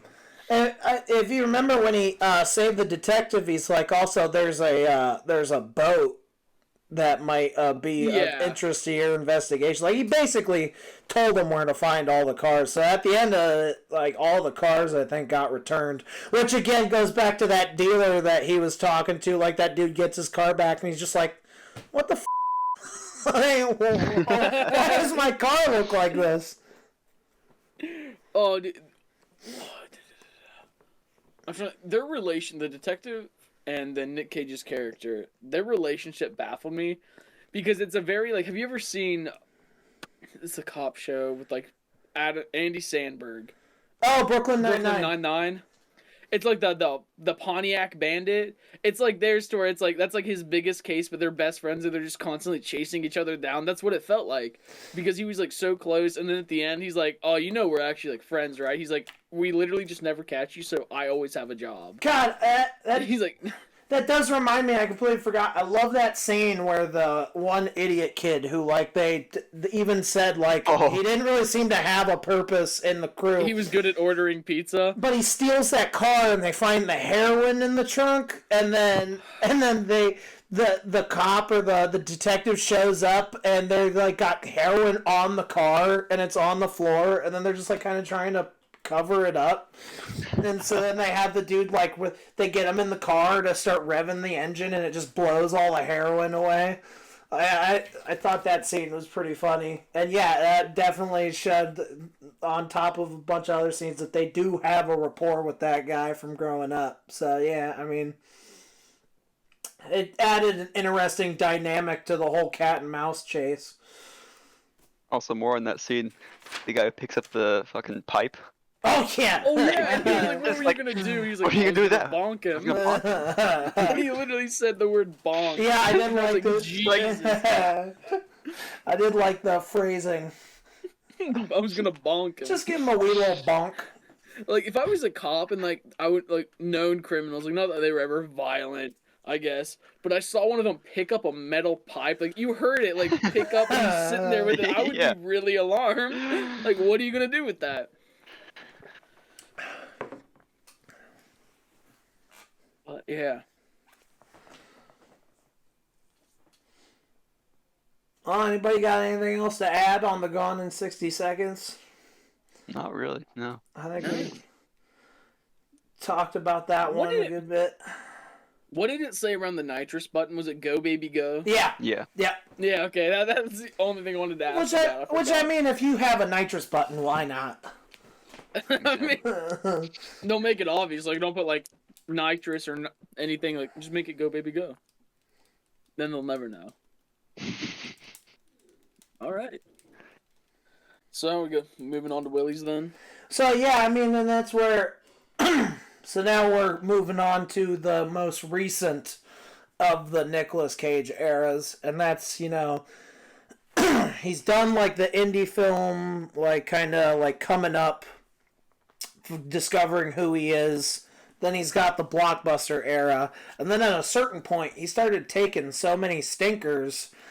And he just started working so much that, like, everyone just kind of, like, wrote him off or whatever for a little while there. And then, so, like, 2010 to 2020 almost, I want to say, like, he didn't really have a whole lot of hits or anybody talking about him. And then all of a sudden, he starts taking these movies that are either just, like, incredibly well written and just, like, kind of interesting character studies, or just gonzo crazy to the point where it's, like, leaning into the Nicolas Cage factor.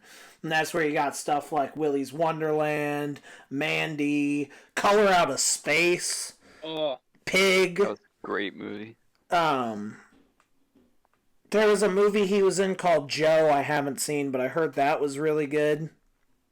Like, he's been doing all these awesome movies, and one of them that a lot of people really like is Willy's Wonderland, or as I like to call it, Five Nights at Freddy's, the movie.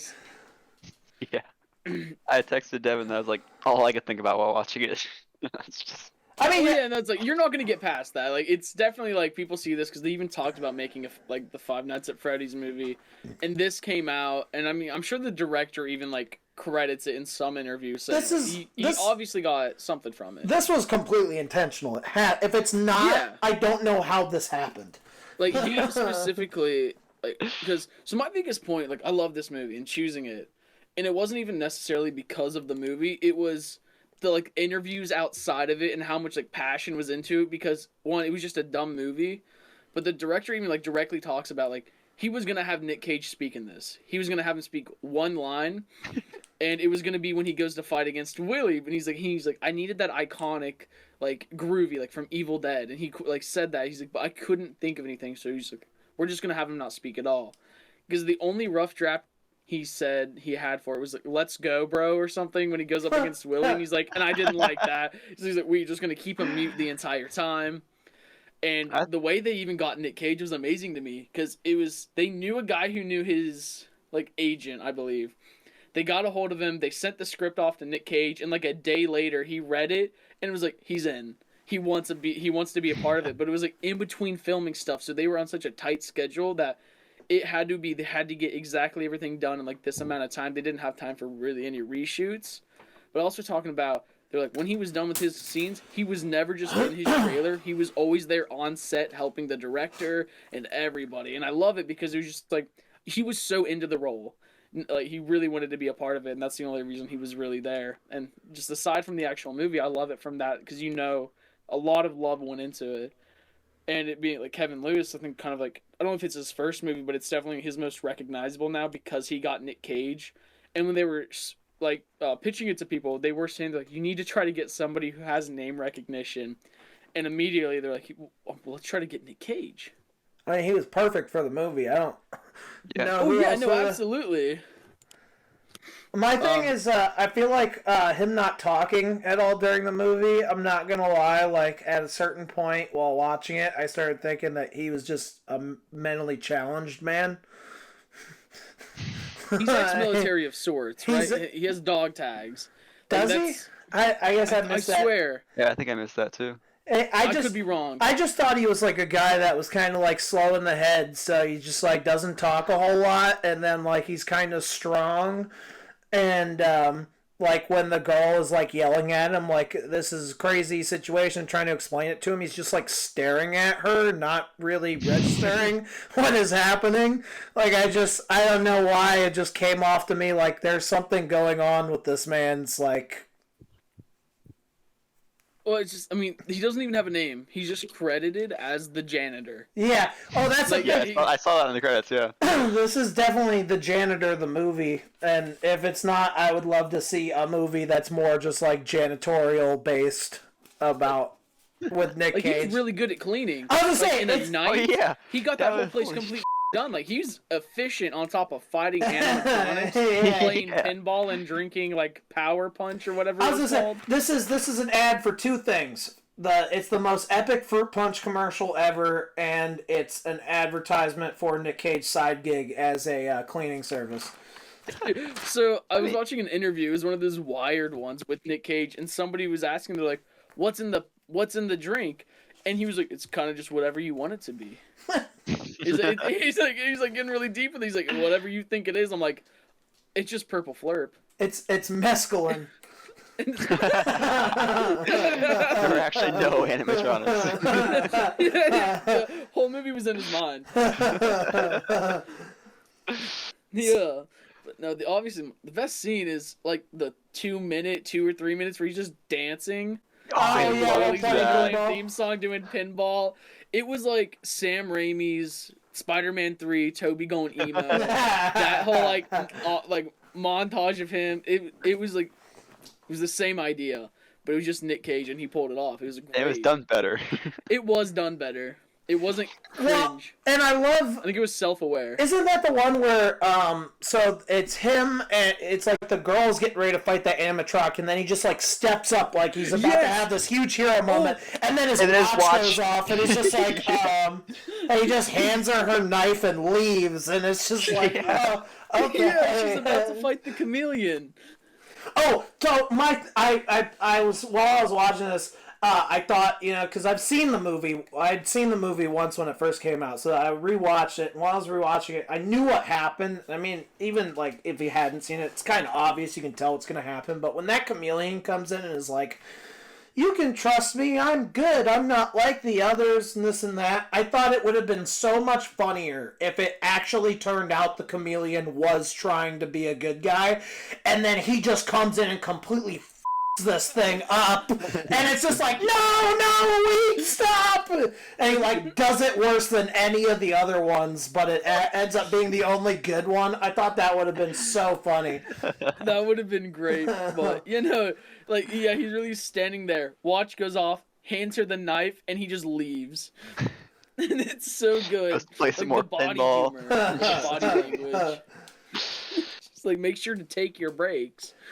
See, that was another thing. By God. That was another issue I had with the movie, though, was that I felt like the animatronics would say, like, a couple of things, but it would have been better if, like, they had talked more during the fights. Like, once the fighting starts, there's, like, no dialogue, because Nick Cage isn't saying anything, and now the animatronic isn't talking, but it would have been better if, like that gorilla came in and started messing with him, and then, like, he starts the gorilla up, and then all of a sudden the gorilla's like, "Wait, no, please stop, like, no, I don't want," like, and then he smashes his head into the urinal. Like, that would have been a little better than just, like, the silent fight. But that was just a little nitpick I had, because I love it when characters that are, like, you're supposed to not like, beg. Yeah. Especially when they're getting messed up like that. I mean, that's fair. I don't think a lot of people like this movie. I found it so enjoyable. Well, no, because it's dumb. That's the thing, like, this movie actually, I mean, I don't think it has, like, a great rating or anything, but whenever I talk to anybody about this movie, they're like, oh, I love that movie. Like, it's a fun, it knows it's dumb, it knows what it's doing is ridiculous, but it does it in a way that's entertaining, and it doesn't have to be, like, super well written, but it's just a fun movie. And we were saying that about Gone in 60 Seconds, but I think this does that in a way better. Thank you. It's a better dumb fun movie. It's also a more recent one, and it's more self-aware. I feel like Gone in 60 Seconds is trying to be like an awesome action movie, where this is, it knows what it is, and it's leaning into it super hard. Also, I mean, I will say this in defense of Gone in 60 Seconds.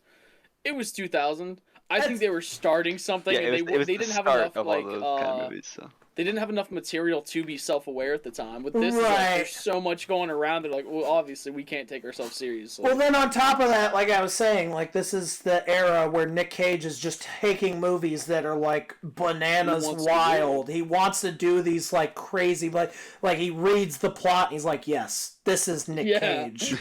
This is Nick Cage right here.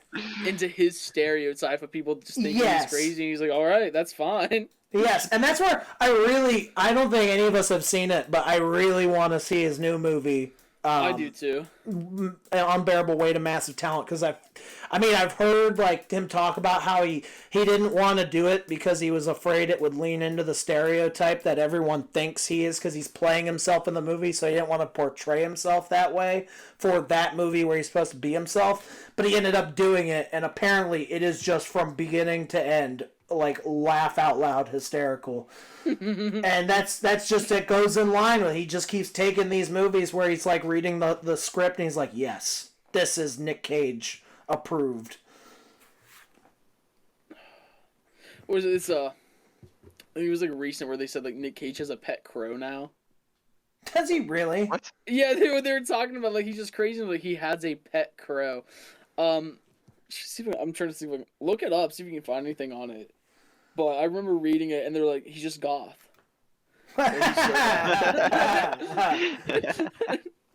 It's really edgy, but it's great. Like, what? I'm not surprised at all by that. What?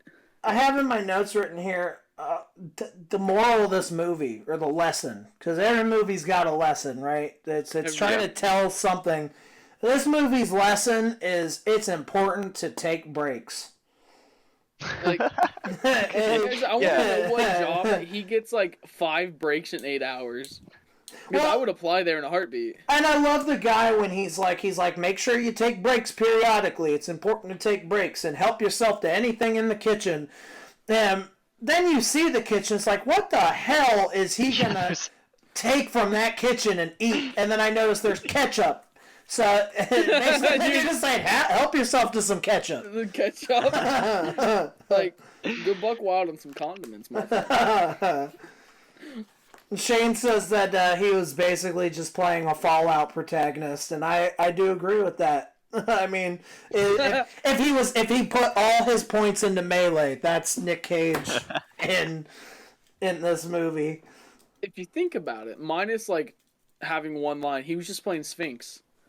He was just playing Sphinx in this movie. God. He was either playing Sphinx or he was playing a Fallout character with 0 intelligence and like 10 strength.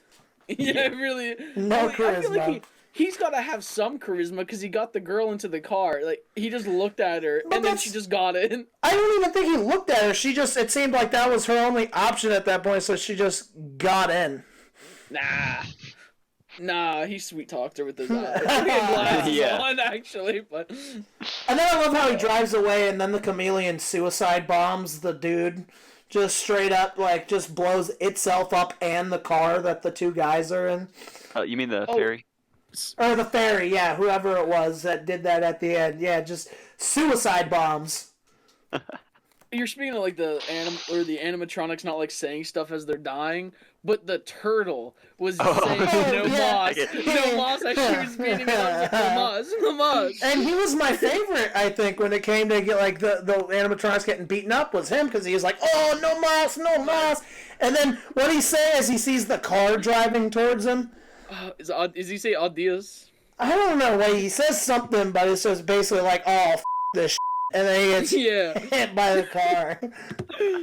Yeah, like he really like what was it? The cop that like they pulled in from out of town, and they're like, "Do you really get like that busy? Do you need some help?" And the phone's just ringing, and the sheriff picks up, just keeps hanging up on him. He's like, "Sheriff, I don't know if we're supposed to be doing that." Just passing time without moving for several hours. You guys want to talk about the different fights with all the animatronics? Oh, absolutely. Please. I loved the ostrich one. It's just the way it starts. It reminds me of Evil Dead 2 almost. Like, where the woman breaks out of the cellar, who was like one of the original like 2 people who found the Necronomicon, and she's got the long neck. And it's just like him dodging that, but that's what I can think of whenever I first saw that. Yeah, I can see that. Yeah, I loved how he just had a broom. Yeah. And whenever the ostrich tried to peck him, he just slap it in the face. I don't know what my favorite is. It's either like the alligator or crocodile, because he does like the Kong thing where he like snaps the jaws and like rips whatever out of the inside, or it's Willy because he has like 2 is it the broomstick hands? Yeah, he tapes the brooms together, and then he's got a bag full of those fruit punch cans. Yeah, he's basically like a butter sock is like a secondary weapon, and he like duct tapes his like stomach up, and I'm like, that's great. Oh yeah, that was earlier in the movie. Yeah, I didn't realize why he was doing that. Yeah, I actually wrote that in my notes. I was like, why is he taping his stomach? When he taped his face. He taped his face like as a Band-Aid for his cut on his face, which then he removes at the end of the night. Like, okay, don't need this anymore. Yeah. And then, but I mean, we don't see him remove that tape, so I assume driving into the sunset, his stomach is still taped up. Like, it's also like a way to keep his figure like Spanx. Well, he's got to get to a doc. He's probably trying to get to a hospital before he removes it. Let's be honest. I mean, we saw Willie cut that woman in half. Oh yeah, she's like, Willie, I'm sorry. Like, just take him. He is not like a representation of us. The lights flash. Willie's right behind her. He's like, nothing personal, kid, and just like rips her. I'm trying to understand why, because there's that scene right after the cops show up and they're like, I'm this all up, and then they restrain him. And then they leave, and then he gets into a fight with the that was and the chameleon. And he crushes one of their heads and snaps their neck. He does a headbutt. He just does a headbutt. And he does a headbutt. And it's on the ground. And then all of a sudden he just breaks the restraints. It's like, why didn't he... I think it's like a zip tie. Yeah, but why didn't he just do that at the start of the fight? Why did he go halfway through the fight with his hands behind his back and then decide to remove the restraints? Because he's Nick Cage. He can prove to himself that he can do it. He's like, oh, I'm going to beat you with one hand. No, you know what? 2 hands tied behind my back. Yeah, he's really just he's like, I don't even need to try. I think that was my favorite, was the 1 versus the 2. And then he just cleans up, and he's just carrying one of them out in the trash, and then the lady sees him, and she's like, what the f***? And he just like kind of waves at her and goes back inside. Yeah, I know. Like, what? Yeah, like we talk about that. Like they were so terrified of them, but after that moment, like you saw him kill all of them. Like, why not just be like, okay, let's just get the last one? Yeah, right. That was the one thing I don't know. But that's where it's not trying to be like, it's like, no. I think they thought if we start doing too much logical thinking in this, it's gonna break the vibe we're going for. Yeah. Also, the whole thing he doesn't question anything. Well, and then The entire movie. there's like, you know, those kids for like the whole duration of the movie that they're alive for, they're all like, well, this place is really f***ed up. It's like basically like a place in hell or a place from hell. Like, you don't want to go in there, this and that. They get into a huge argument about going in there because they're all like, well, if we go in there, we're gonna die. And then the second they get in there, the one dude and the hula, the two of them are just like, oh, the big fun room, let's go have sex.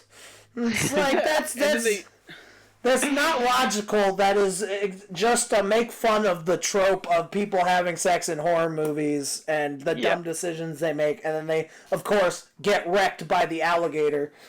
And then he was one of the most scared people to go in there. Exactly, yeah. and then he just throws all that out of the window like that. So they literally are in there, and they see one of the animatronics, and they're like, well, we'll just put on a good show. I'm like, what, you're not, like, alarmed? Like, no, that was already there. Finish. You know, like, the movie has so many flaws, but I think that's why I love it. I really do.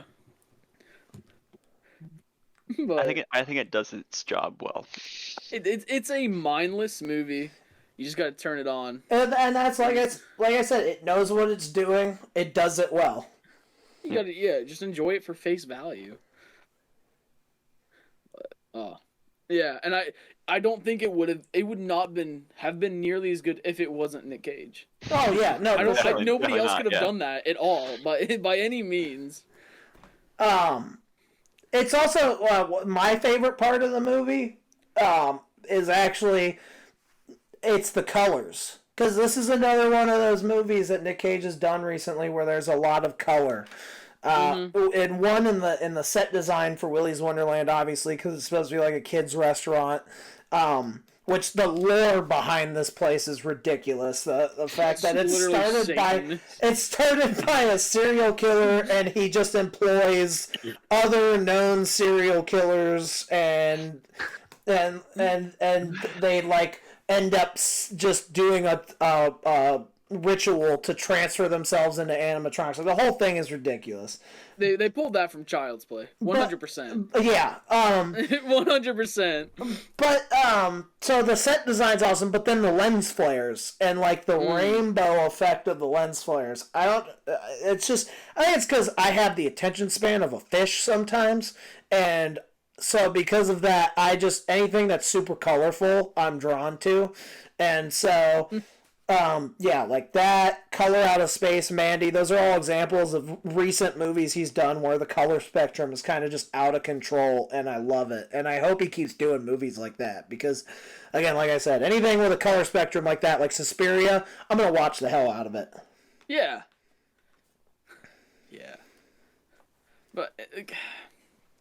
not a lot to talk about this movie because it's really... There's no lines really to pick apart because most of it is just quiet. Yeah. But I had to choose it.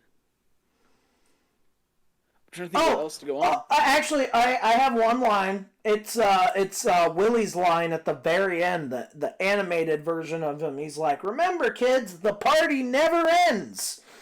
I think in the sequel? I think that implies that he didn't actually kill any of them. They can't be killed. They can just be taken apart. But we've seen throughout the movie examples of them being taken apart, but kind of like bringing themselves out of the trash can. Like, even if he rips their head off, they're still operating in some capacity.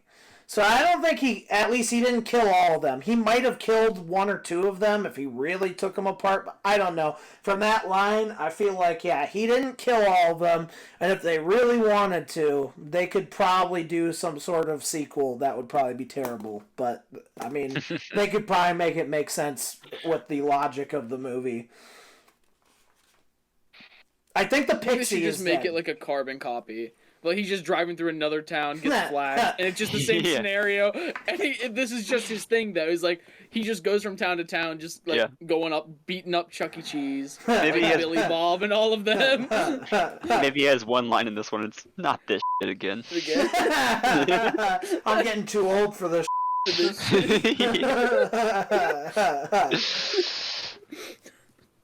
No, I would love that.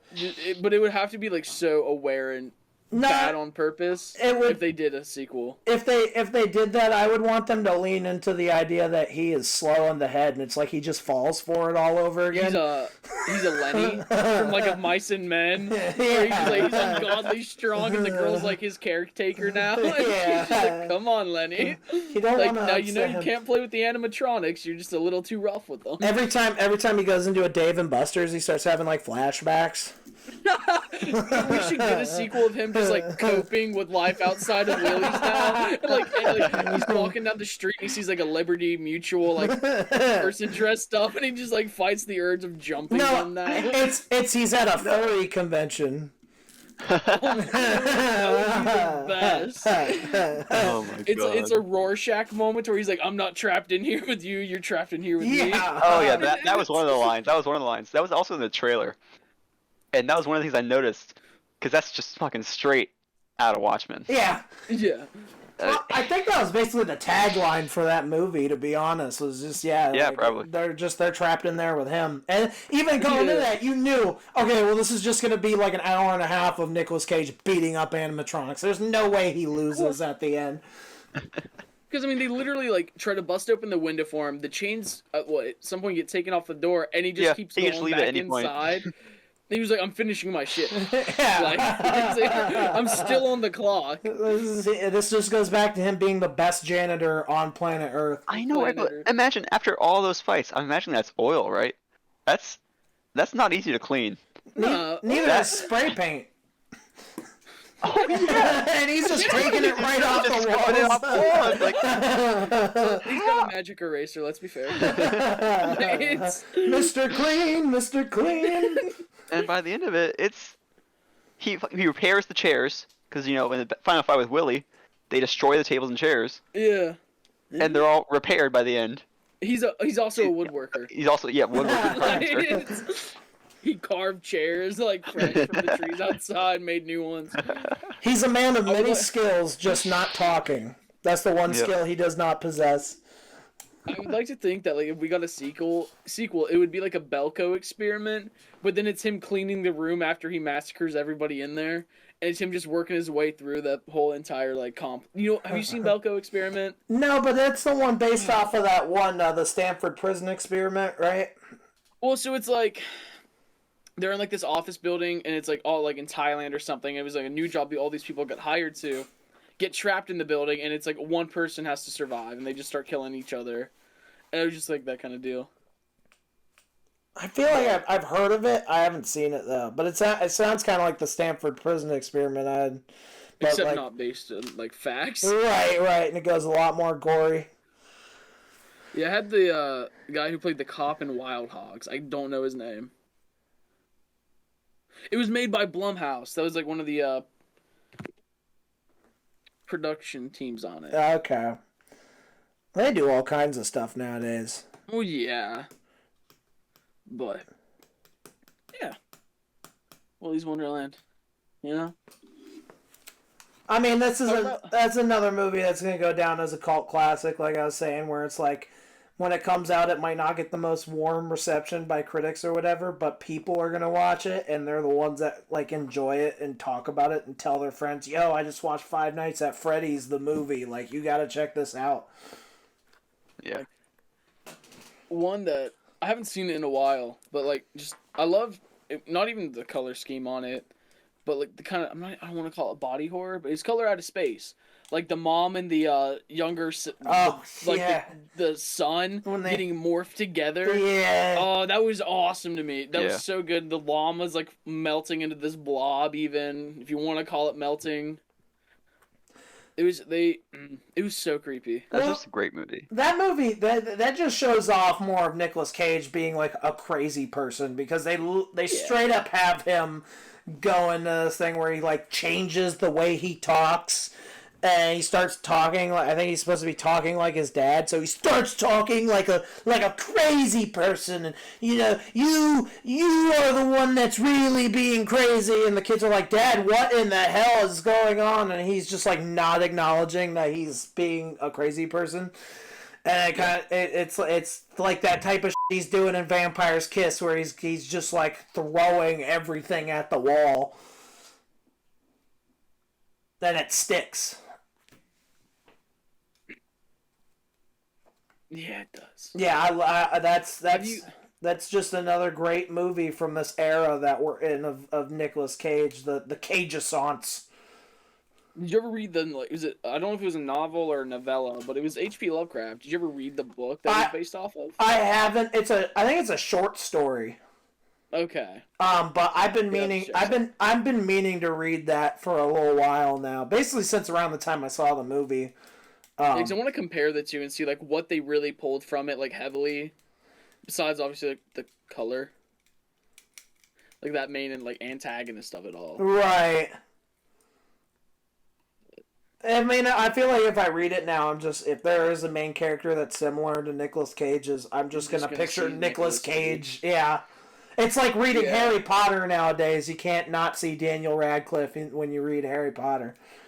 That's how I am with Lord of the Rings. I can't see Elijah. I can't see like any of those characters without thinking of the main cast. Right. But I guess I can kind of do this. Nicolas Cage was supposed to be Aragorn, or he was gonna like try it out for Aragorn in Lord of the Rings, or they approached him for it. I'm just gonna say that would have been awful. Sorry. No, it would have been. No, Viggo Mortensen. Oh, you mean like all of Lord of the Rings? Shots fired. Listen, but this is something else we'll have to get into. But this is discussion for another episode where you can talk about the Lord of the Rings and why I absolutely detest it. And I will tell you why you're wrong. You know what? That's an idea for an episode, and maybe this is where we lead into it. Oh. We do trilogies. We talk about trilogies, and then we could do like the Evil Dead or Lord of the Rings, Cornetto trilogy, original Star Wars. Like, there's so many great trilogies. That's an episode. Could we do right there. the first three? I mean, it's not a trilogy, but I want to do like the first three Scream movies.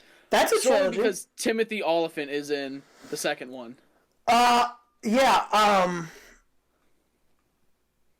I mean that's I love Scream. We talked about this. Oh yeah. I'd be down for that. Yeah, I mean, but I think trilogies is a great one. And then if one of you picks Lord of the Rings, I can spend however much time I need to tearing that shit apart. Then I'll actually finally make you watch it. I will win. Well, that's true. I will have to watch it, and then I watch it, and then I come back, and I'm like, Yeah. You love it. I changed my whole stance.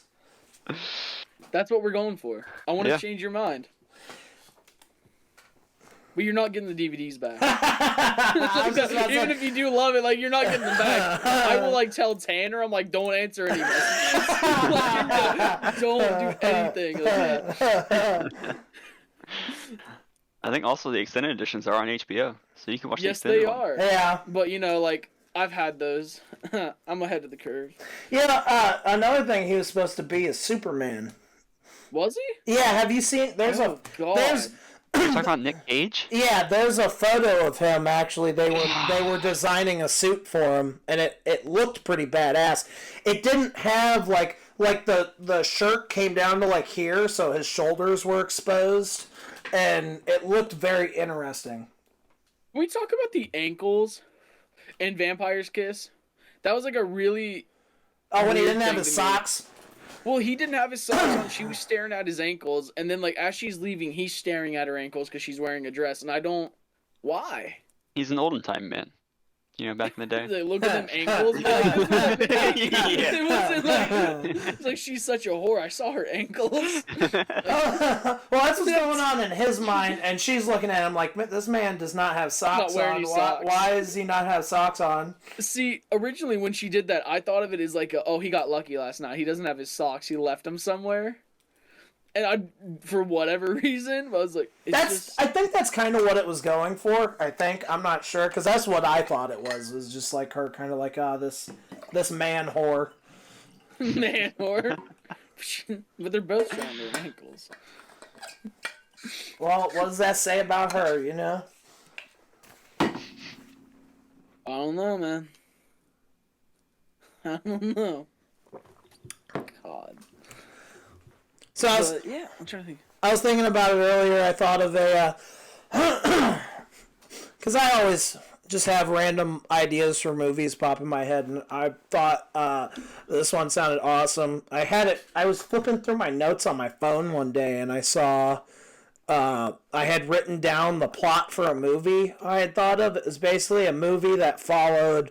So there's a service dog, it's a seeing eye dog, and we follow the seeing eye dog's life as he is a seeing eye dog for a major drug kingpin.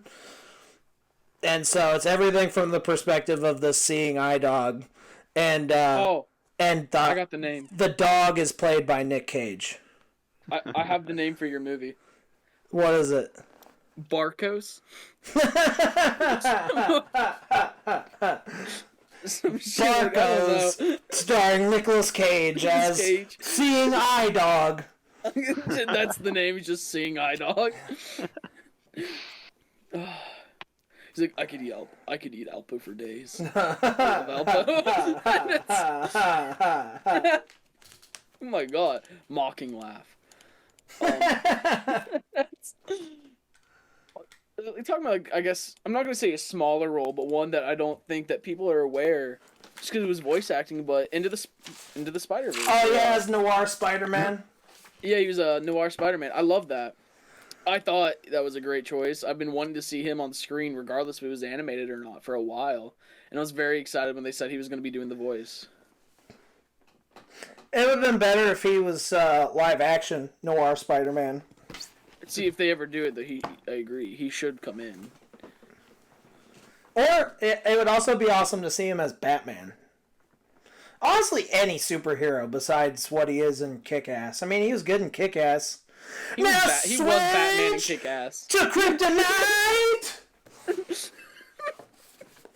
The mustache burned into him. And that was the saddest part of that. Oh. Yeah, I've talked about this before, but I was unhealthily obsessed with Kick-Ass when that movie came out. And that was another movie I was thinking about talking about because, when that movie came out, I saw that in the theater, loved it instantly. And then I went home, and it was one of the rare occasions where I went on and found, a pirated version, where, all right, Shane, you take it easy, where it was a dude in a movie theater with a camcorder just recording the movie, and I was like, I don't even care if this is shitty quality. I want to see this again. So I watched it at home, after school, for 5 days in a row, and then I started telling my buddy, I'm like, I'm looking at body armor on Amazon right now. I am about to become a superhero. And they're like, dude, you're smoking too much weed. And I was just like, nah, man, I'm gonna be a superhero. People are back on that kick now, though, of wanting to be superheroes because of the new Batman movie. Everybody's putting on eye makeup, and now they're looking at Chimeras to soup up. I'm gonna be Batman. I'm trying to find my bat suit, and they're at Hot Topic. You gotta find you gotta find that Rage Against the Machine shirt to really set off the outfit.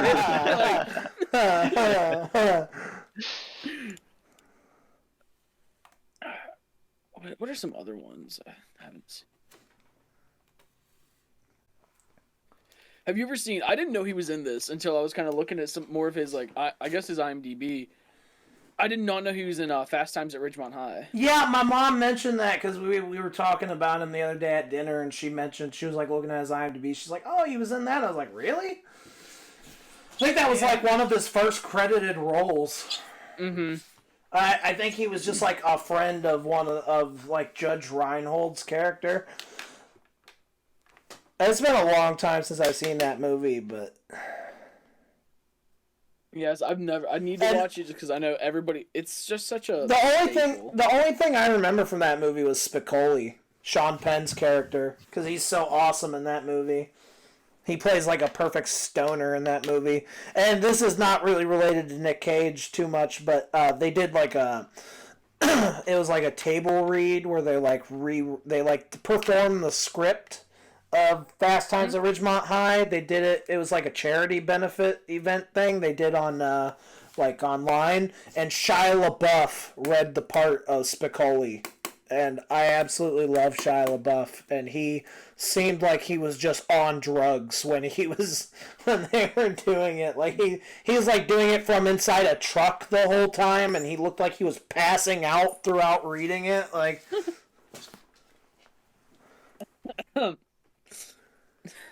Did you ever watch Drive Angry? no, but I thought about checking that one out just because it's got Amber Heard in it, and with everything going on with her and Johnny Depp right now, I was like, that'd be pretty topical. But I remember when that movie came out, I didn't hear the greatest things about it. So it's funny. It's I don't know if it was supposed to be. It's kind of like, it might be unironically funny, but it's got some redeeming scenes that like you can really pick apart. Where like one of the characters, but played by William Fichtner. But he's driving like a tank, like a 18-wheeler down the highway or some big truck, and like just rolls it into like it's a blockade of cop cars, and it's just like the most like working at the car wash kind of song just playing, and he's just happy like bouncing around in the seat, and then he just rolls it into them, but is unfazed because he's just like a devil or a demon. Really good. It's another like Gone in 60 Seconds because it focuses around cars a lot. Okay. It's just them like a Challenger, then it goes like a Chevy Nova and a Camaro kind of deal. But there was a movie he was in. It was like right at the tail end of his blockbuster era. It was a movie called Knowing. Have you seen that one? Oh, the one where it was like the apocalypse and he's like putting all the numbers together, and he's like, he's got February 4th. Yeah, he's got that 437 people died. Page of numbers, and it's like it doesn't make any sense, and then he figures out that like it's dates and numbers of people that are gonna be hurt or killed in like a catastrophe, and so he like decodes it, and then one of the dates it's like a crazy number, and he finds out it's like the end of the world, and then like near the end aliens show up, and they're like, yes, so we sent this information to your son, this and that, and your son's actually the only one that's meant to survive this, and they like take his son in a spaceship, and then Nick Cage and I think his wife and daughter or something just kind of hug each other as they explode with the rest of Earth. Yeah, so they're like in an apartment, and like there's multiple spaceships, and they're always taking like a boy and a girl, and they're basically like treating those kids as like Adam and Eve, dropping them on a new planet just to repopulate. That's right. That's what. Yeah, I need to rewatch that movie. I went and saw that at the Dollar Theater back when that was still a thing, and I remember sitting there. I was in like middle school, and I remember sitting there. I was like, "This movie is ass." Yeah, it's not great. This is not a good movie. But my buddy Chip loved it. Apparently, he was like, "Oh, that was a great Nicolas Cage movie. I thought that was so interesting." And I'm just like, "Okay, bro." But this is a guy who didn't think that Everything Everywhere All at Once was good at all. So. I need to see that. His opinion's kind of skewed sometimes. I feel like I feel like he's sort of a contrarian sometimes. Like he absolutely loved the last 2 seasons of Game of Thrones. I was like, okay, man. You do you, cool, I guess. Like, I'm not saying I think less of you, but. I'm definitely just not going to take your opinion into account. Alright, I got one last thing to say before I go. Another actor we could do? Jack Black. Oh. Jack Black would be a good one. I would love to talk about Tenacious D. Could we throw like Kyle, like, I mean, if we're talking like about that kind of stuff, I'm going to talk about Kyle Gass a little bit. Well, you can talk about him when talking about Tenacious D. I honestly, if I was going to talk about Jack Black movie, I'm going to talk about School of Rock. Well, yeah, like his best one. That sounds best. Or his most recognizable role, I guess. Up until maybe Jumanji coming out now. I still have not seen any of the new Jumanji movies. I liked the first one that was revamping it because they do like a throwback to where like they're in a jungle and there's a shed and you see Alan's name carved into it, and so it's like they're like tying it in somehow, and I liked that. But now they're kind of getting away from it all. Well, I heard something about they're doing like a third one, and they're actually bringing in the kids from the original. Like they're somehow going to tie into the new one, I guess. I don't know. I don't. Cool. I didn't understand it because I haven't seen any of them. So, But I guess since we're on the subject, I do. I'll throw it out there because Sam, you weren't here when we were talking about it, but we were talking about what to do for the next episode, and we were talking about, I guess, instead of it just being about the Evil Dead or just focusing on Sam Raimi, because it's kind of hard when Sam Raimi's catalog isn't that big, maybe we could do either remakes or trilogies as the subject for the next episode. Which one would you prefer? I'll throw it out there. Which one would you guys want to do? Probably trilogies. Yeah, I think trilogies. We can go on for a while with those. All right, so I guess then the next one will be trilogies. I'm thinking we do this bi-weekly, so not next Sunday, but we do another episode the following Sunday. And that'll give us time to pick a trilogy and then get it out. Because that means we're each going to have to watch 3 movies. 9 movies. Wait, 9 movies. Wait, my we math all have is our so own trilogy? skewed. Yeah. Yeah, we're each going to pick my our own God. trilogy. I don't know why I said 3, but yeah. Someone like that, bi-weekly, would do a lot better. But that's where I mean, I don't know, unless you guys want to do it differently, because like we were talking, I mean, if we want to do just like one trilogy at a time, we could go. There's so many trilogies, we could do like multiple episodes on that. Unless you wanted to do like a trilogy one and like break it up to like, we're gonna do like this trilogy, do something different in between, but then like work our way in. We could do all that. the others, but I mean, we can discuss that whenever. Right. So I guess maybe we'll figure that out. But I guess we'll just plan on the next one being either multiple trilogies or one trilogy. Yeah.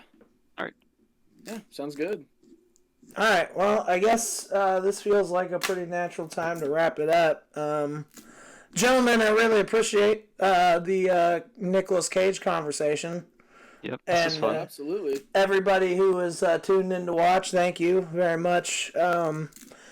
Like I said, I'm going to take this. I'm actually probably, once I get off here, I'm going to go have a snack, and then I'm going to start editing the YouTube version of this. So this will be on YouTube either tomorrow or the next day. But yeah, until next time, I'm Little Pepperonio. Beck, Sam. So are we doing our own or not? Like, we haven't established that. Sitting here. But yeah, until next time, I guess, peace, y'all. It's important to know, do you have the emotional capacity, the imagination, the life experience to inform a role so that it doesn't feel like you're really acting. It feels like you're being.